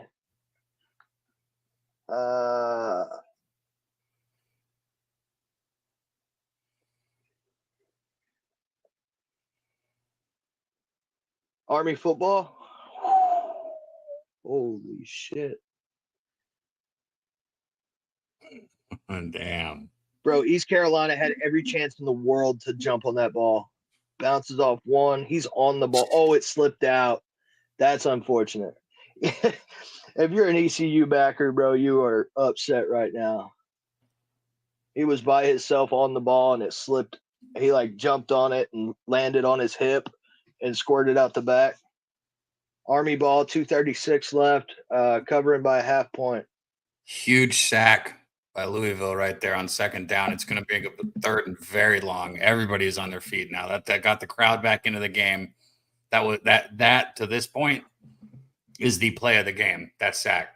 Just a little blitz on the outside. Nobody's going to pick it up. And Cam Ward was looking to scramble to the left side, and he met the cornerback right there. Nobody. Yeah, that crowd's going wild. Yeah, this place is rocking. I was gonna be at this game this week. 17. If the courts would have let me, I petitioned the courts to leave state, and I was going to go to the Louisville Miami game, Cam Ward's going to step up and run it. No way. He's going to pick it up on 3rd and 17. Let's go. I'm sorry, guys. That's pathetic. Wow. That was pathetic. That's wild. Somebody's got to have a spy on him, no? Like, whose responsibility? Nobody. There's no way you don't have a spy on board. What the fuck? Bro. What are we What is he doing, bro? Yeah, I just seen that play. The safety stayed over. I mean, this game's ticking down. That they needed the silent. That's it here. They need a field goal or not. It's done.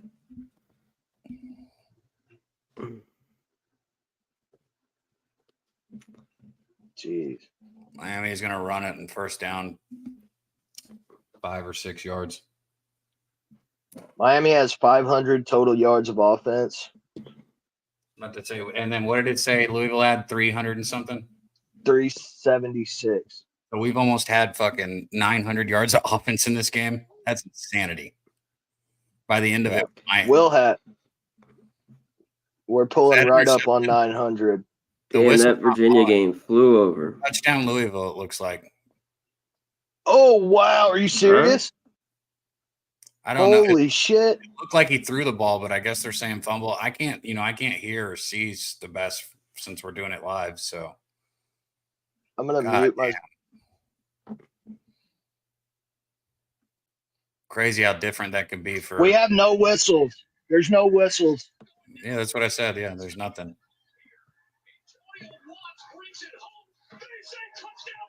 Wow.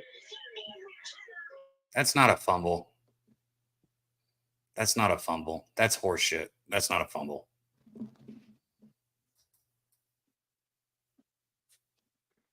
That's not a fumble. That's not a fumble ever. If they call this a fumble, I'm going to end the stream because I don't participate in fake shit. Calm down.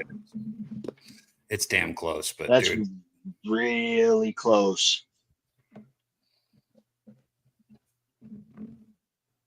The arm is coming. Oh, that's close. Ruling on the field is going to have a lot to do with this. That's close. Man, I mean, close. they're probably going to leave it since the ruling on the field. He looked like he was throwing it, bro. And I've seen usually this call goes in the favor of the quarterback. Obviously, it's what I want. I'm just saying he was throwing the football. Yeah. Well, with it going forward, why are you showing us the fucking running play during the middle of this review? What kind of shit is that?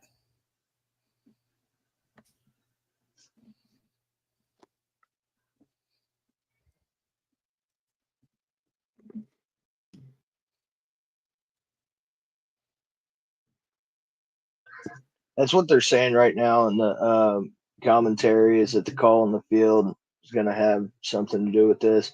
The ball goes forward. It should be a forward pass. I mean, I'm on Louisville, but ball goes forward. I mean, he's attempting the pass if the ball goes forward, right? I didn't mean to be so negative, but I'm saying, bro, if they call this the other way. No, you're right. I know you guys are on Louisville. I'm just saying it's the wrong fucking call if it's called a fumble. Oh, boy, that's an exhale. Gravy Betts is ahead of me. But, oh, fuck me. Incomplete? It's not. I mean, it's the right call. Like, I'm glad that you said that. It's the right call. It was close, but it is the right call. So what is it now? Third and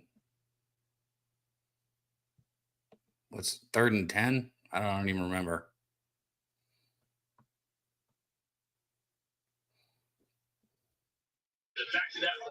Cab, a little off topic. You pre-ordered Black Ops 6, right? Yeah, I'm gonna try. Like I say this, I don't have any free time, but I'm gonna try to get back into wagering people playing for money just so I can stream it for you guys, like maybe at half times of these games or something, or I don't know, just some kind of content from it. I used to gamble on it a lot. Fourth down Army. Looks like 4th and 3. There's a minute 49 left. Our cover is in jeopardy. First down, Miami.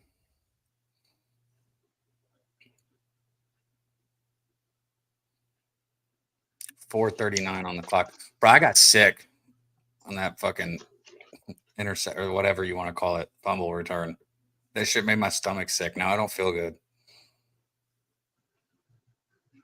The incomplete fumble. In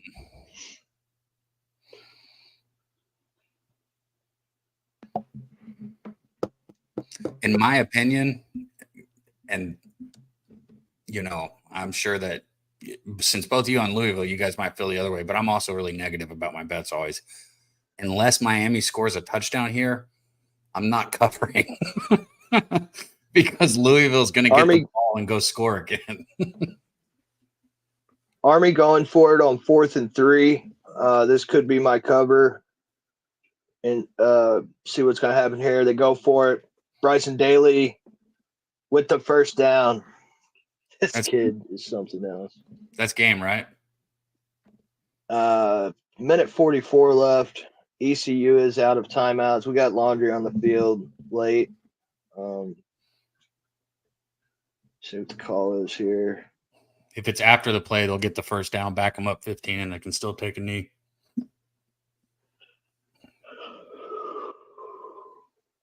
I've got my 2-unit parlay riding on this as well as because a unit on the spread. You're good on Indiana. Then you got 16.5 with Army, and then the 3 on Bama, right? And plus 438. Unsportsmanlike conduct, Eastern Carolina. Yeah, and then we got Bama's the last leg of this 2-unit parlay. Really hoping to hit this parlay. I'd like to donate something to Joey's family. I don't know who Joey is. I've never met him, but the situation, a mother losing her young son, hit home with me this week. So anything I can do to help, I'm going to try to.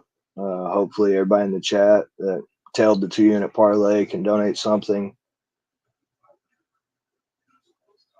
RIP Joey.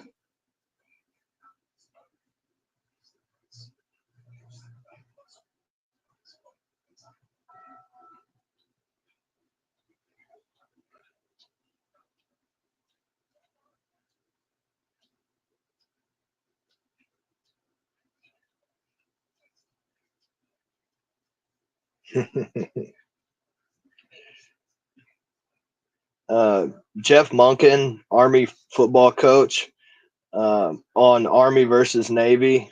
He said, do they still have a football program over there? That's pretty funny. That'd be a good game if they both went out. And victory formation. Bryson Daly takes 2 steps forward and kneels the ball. Yeah. He said, I am not losing any rush yards. I'm going to take 2 steps forward and kneel the ball. Army covers, guys. Cash it. Trifecta cash. Live bets, no bueno. Oh, I'm muted. You guys don't say anything. I appreciate it. Everyone else says it so quick. I was just sitting here responding. But our guy, fucking Jermaine in the chat, he said, I'm on Louisville. Wait, no, not that. Anyone else on Army? He said, is anyone else on Army? And you're going to say, you must not have tuned in, man. You must not have tuned in this morning. I hope you tune in. Touchdown. Miami. That's ball game. Let's go. Now I need Louisville to go down and score so I can win both bets. Yeah, so you have to tune into the tailgate. If you tune into these live streams, we're giving out plays like rapid fire all morning long leading up to kickoff. I was on Army first quarter, first half, full game. Bryson Daly for 3+ touchdowns for the plus money spot of the day. Cash all 4. Hell yeah, bro. Looking beautiful, bro. Sitting real good right now.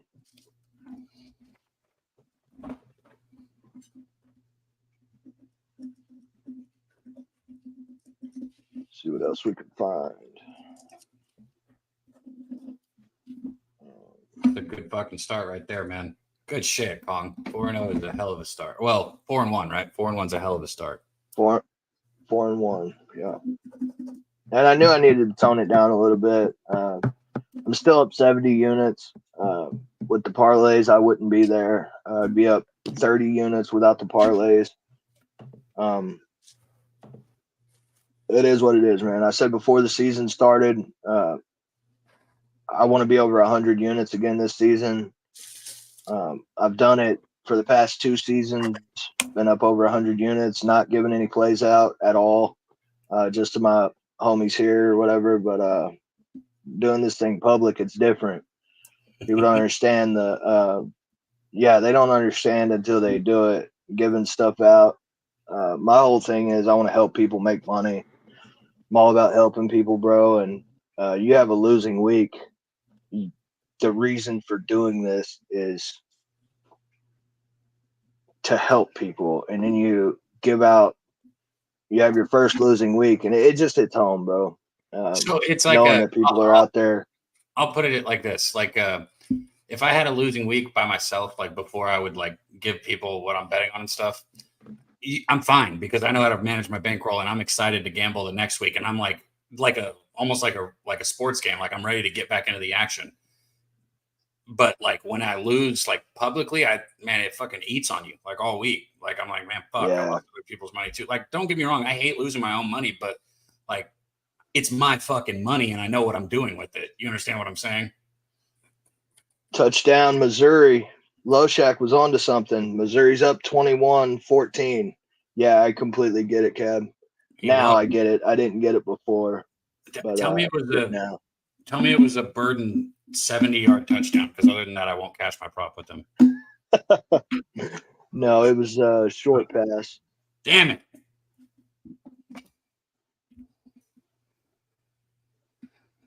$3.54 left on this game.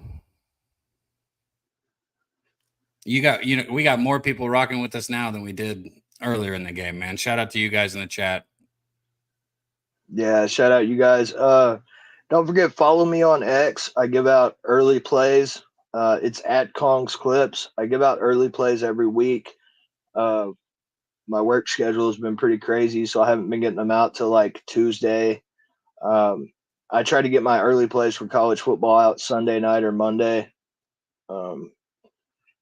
You're getting better numbers. You're getting laying less points, getting more points in some instances. So check me out over there. I'll do it every week. My plays are coming out early in the week. And sometimes that's the difference in winning a bet, losing a bet, or tying a bet, is getting that number early. Hell yeah.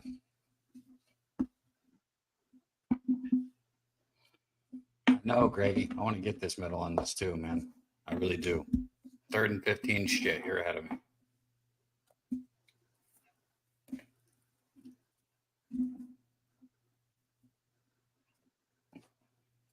So for me, guys, coming up, I don't have a ton of action. Like I've gone over plenty. I'm on Alabama full game -2.5, and then I got Georgia first half +3.5. Those are the bets I got left on the board for the day for myself. I got a whole sheet full of bets. Anybody in the chat wants me to recap any of the action from the tailgate, let me know. I can read off all the bets. It's a bunch of them. Here, I'll hit mine. Let's get it out for all the night. It was earlier Arkansas. I'm on a +3. Arkansas State Southern Miss under 56.5. Iowa State -13.5. I'm laying it there. At Robert Franklin, I'm on that. I'm on North Texas +11.5. I think they hang in that game. Memphis skated by against some teams all year long. North Texas is in that game start to finish. And Georgia, I like to play. I think I'm just going to get on something live. I will see. If Texas jumps out, I'm going to look on Georgia live in that game. Man, I didn't bet Arkansas, but talk about fishy line of the week, right? -2.5 now for Arkansas. Like, come on. Like, or -2.5 for LSU against Arkansas. Like, I don't see, you either bet Arkansas or you don't bet that game. I agree with you on that. I still don't like Sam Pittman. I honestly don't, but I think Arkansas is the play there. I touched that North Texas money line. C-Mac. Yeah. I'll have money on all my dogs. I got money line. Yeah. So flag on 4th and 8 on a ball that was 30 yards over his head. I mean, just because it's not out of bounds doesn't mean it can't be uncatchable. But whatever. Pass interference on Miami. 2:24 left on the clock. I am rooting for Louisville to score here for a middle, but at the same time, like, they're going to kick an onside kick and get it. Then we're going to go into overtime. Like, fucking stop this shit. Let's just do it right now. I've watched too much college football to know. Touchdown here ain't the end of it with 2 minutes and 24 left. Right. Lowell's got 2 timeouts. So even if they don't get the onside kick. 40, cross the 30, down to the 25-yard line. There is a flag on the field, but huge run play if it stands.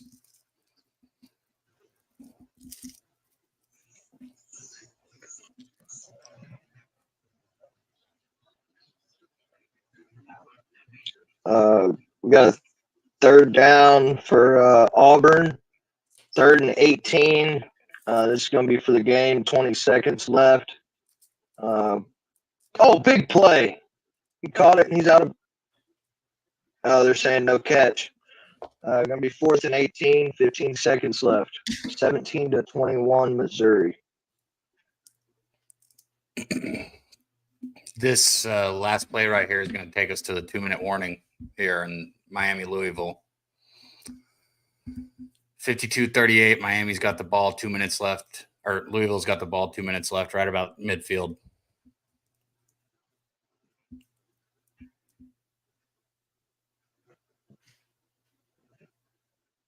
We have a new kick time for Alabama, Tennessee. Kick at 3:50.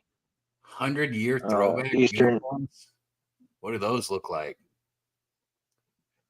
You guys see this? I can read it for you if it's small. He said, if you missed the 100-year anniversary on CBS of the Illinois game, you need to see it. It was awesome. They have 100-year throwback uniforms on. Both teams or just Illinois? I heard about this earlier in the week. That's cool as shit.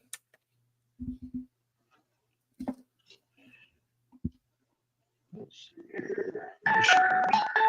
I said if we had a $250 bet, what's our favorite play left on the board? I guess for me, I'd say Alabama.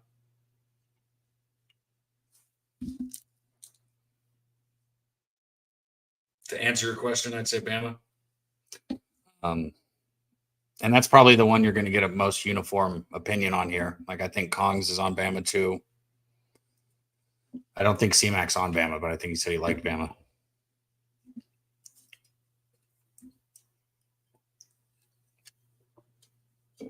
Kong, it's nice to kick it with you and not have to hurry as much as we usually do. Nice to just sit here and kick it, especially with all you guys in the chat. Starting off the right way here on the day, especially for the tailgate. Tailgate's looking hot right now, man.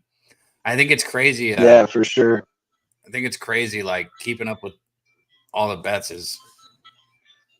I didn't know how hard it is to keep up with other people's bets because I usually just don't. Not to be rude, but I usually don't.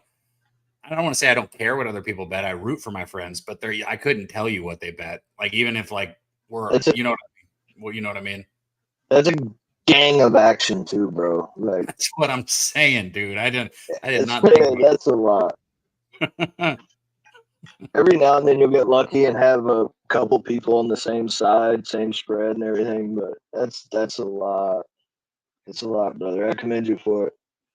Hell yeah, man.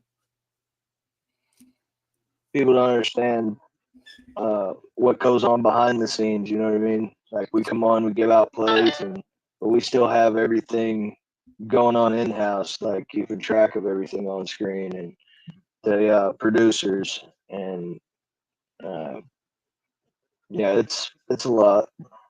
Yeah, shout out to Jose, speaking of, because he had to start this one for me. And you guys, appreciate you guys hanging out with me here. It's good being up here with you guys. Past couple of years, my favorite thing's been hanging out with you, C-Mac, on Saturdays, man. Not kidding. past few years, that's easily my favorite thing. Yeah, sure. I'll never forget when you guys were at, I think you were at Buffalo Wild Wings, and I messaged Cab in the chat. I'm like, Cab, let me get a shot, bro. And the waitress come up, and Cab's like, yeah, good stuff. That was last season. Oh God, man. Big Ragoo being up here earlier, he said, thanks for having me. Man, always, Ragoo. Always, man. Always. Anytime you can be here, I always want to do content with you. Shout out to the OG legend, Big Ragoo, man. He had the 14.5 with Louisville. What a hell of a bet here. Still. Oh, get out of the way, ref. The fuck? On 2nd and 16, Louisville pass over the middle, had a guy, and it's going to hit the ref in the chest. This quarterback for Georgia Tech's throwing it around a little bit on Notre Dame. They had a camera on the ref, and they showed it of him getting, like, his view of him getting hit by the football. It's got to be hard not to just catch that by reaction. You know what I mean? Right. Louisville with not a big gain, but a decent gain on 3rd and 16 to cut it to manageable 4th down here.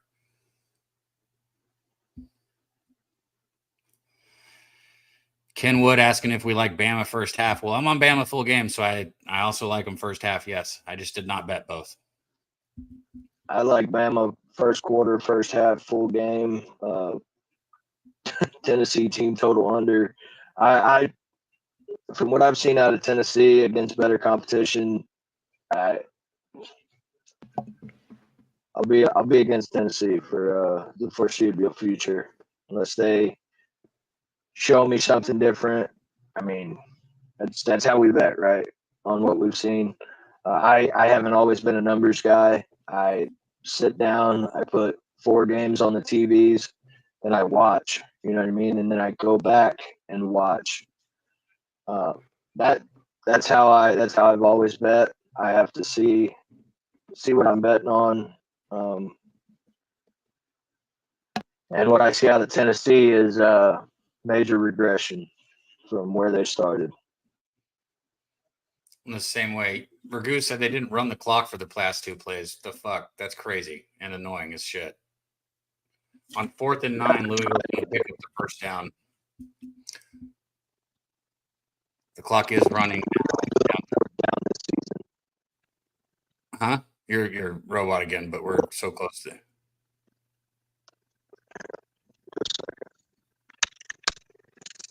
First and 10, minute 30 on the clock, and running. Louisville's all day to throw the football. I mean, damn. Going to throw it across the middle. Looks like the Louisville player caught it, but he's going to be down. So he got hurt, something. You could see quick that he was hurt down there. Good. Yeah. You're good. Sorry, I was reading it. Good. No, good. Louisville's been really good on 4th down this year. From what I've watched of them, I'm not sure what the numbers are on that, but it seems like they get 4th down conversions more than the average there. Yeah, I can't wait to check that out. T. Moss said the Illinois throwbacks crazy. The helmets are made to look like leather. Now I want to see this now. Yeah, that's pretty cool. And it'll be an old school game, defense, Michigan. I'm looking for it now. Am I lying? Said they are nice. And he don't lie. Or is he? Or right.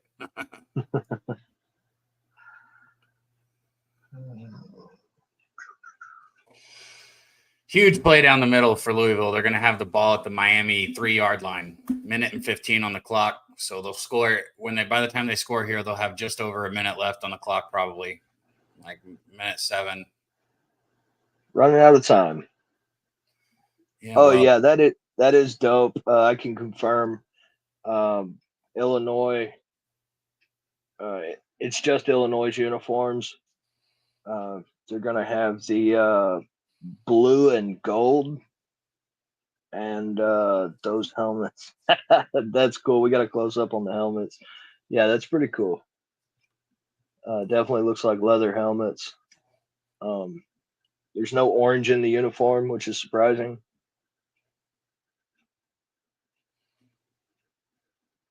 Pretty cool. I can dig it. Mm-hmm. Happy birthday again to my co-host on Mondays, Dutch Boy Fresh. Shout out to him. I know he's still watching this game. He was on Miami also. And as we all know, it's not over until it's over. I've seen much crazier shit than a team coming back from 14 points. I mean, we saw Louisville put up, 3 touchdowns in a minute and 20 seconds earlier? Yeah. So what do you do here, Cap? Are you higher on Louisville after this game or lower on Miami? Oh, man. Anybody that's got an offense against Miami, I will probably take their team total against. I will. Anytime somebody plays Miami with a decent offense, I'm probably going to bet their team total. That's what I would take out of this. Miami's defense is bad. I mean, if that helmet didn't land right on that football earlier, we're looking at a tie. I mean, I could go through, make several situations like they're bad. Offense is great. 20 seconds left. There you go. So we still have 2 teams left in college football that have not trailed at all through 8 weeks, including today. Indiana and Army, they're the only teams that haven't played from behind. Now, Texas, the only time Texas has been behind was when they were behind 3-0 to Oklahoma, if I'm not mistaken. Yeah, that was like a quarter. Yeah, exactly. So they don't know what it's like to play from behind, which is an interesting thing that, we haven't touched on either. If Georgia does get ahead, what does Texas look like playing from behind? Yeah. Touchdown Navy. Navy's up 7-0 early. Still 13 minutes left in the first quarter. Somebody in the chat said you sound like Megatron. Megatron.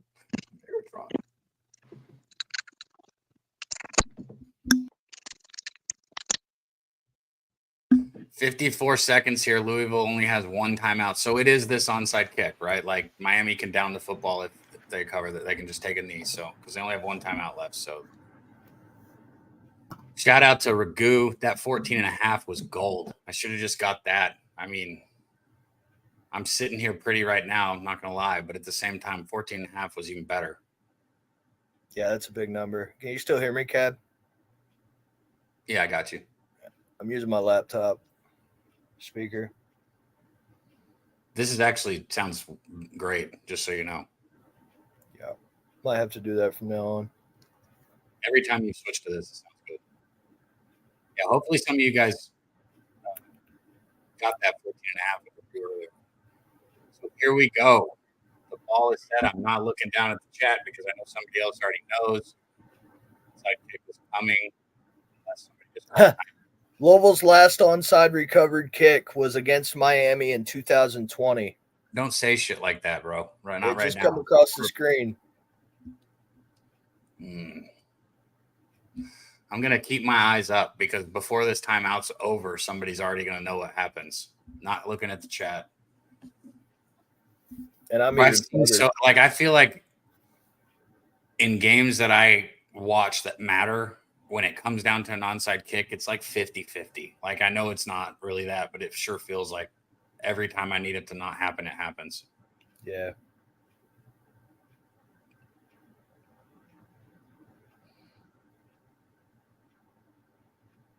Illinois takes an early lead on Michigan, 3-0.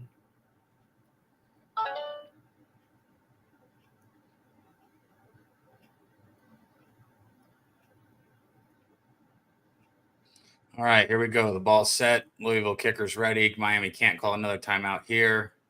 Kicks a good one. It's too deep, though. I don't like that.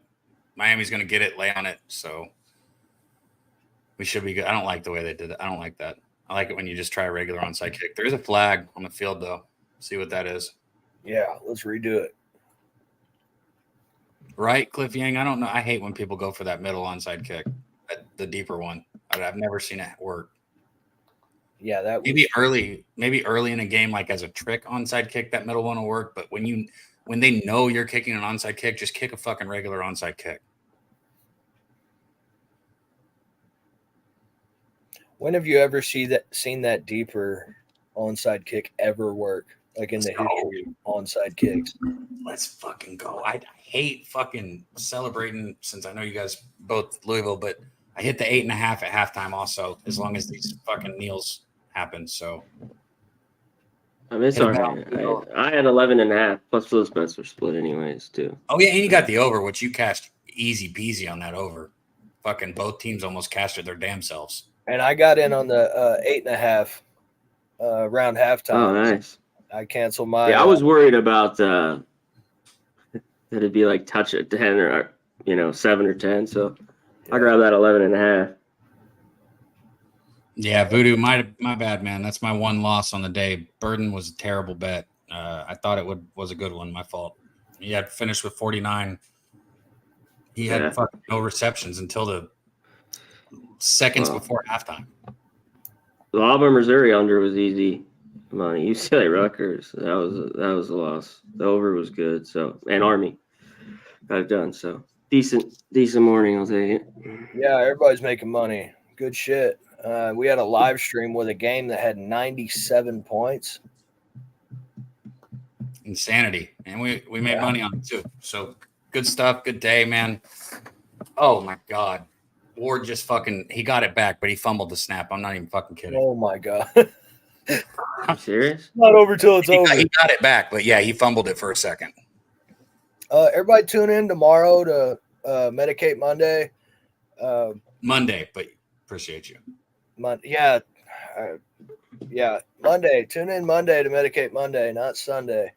I'll be on my lunch. I give out some early looks for college football, and I give out some Monday Night Football props, which have been just blistering hot.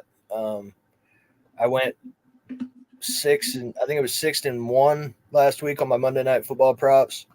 So yeah, everybody here, show up Monday. You're getting college football plays. You're getting baseball plays in season. You're getting NFL.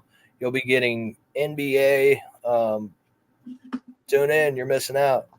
Hell yeah, man. Appreciate you, Kong, C-Mac. Thanks, guys, for coming. We've already recapped our action, guys. C-Mac, you want to hit the chat one last time?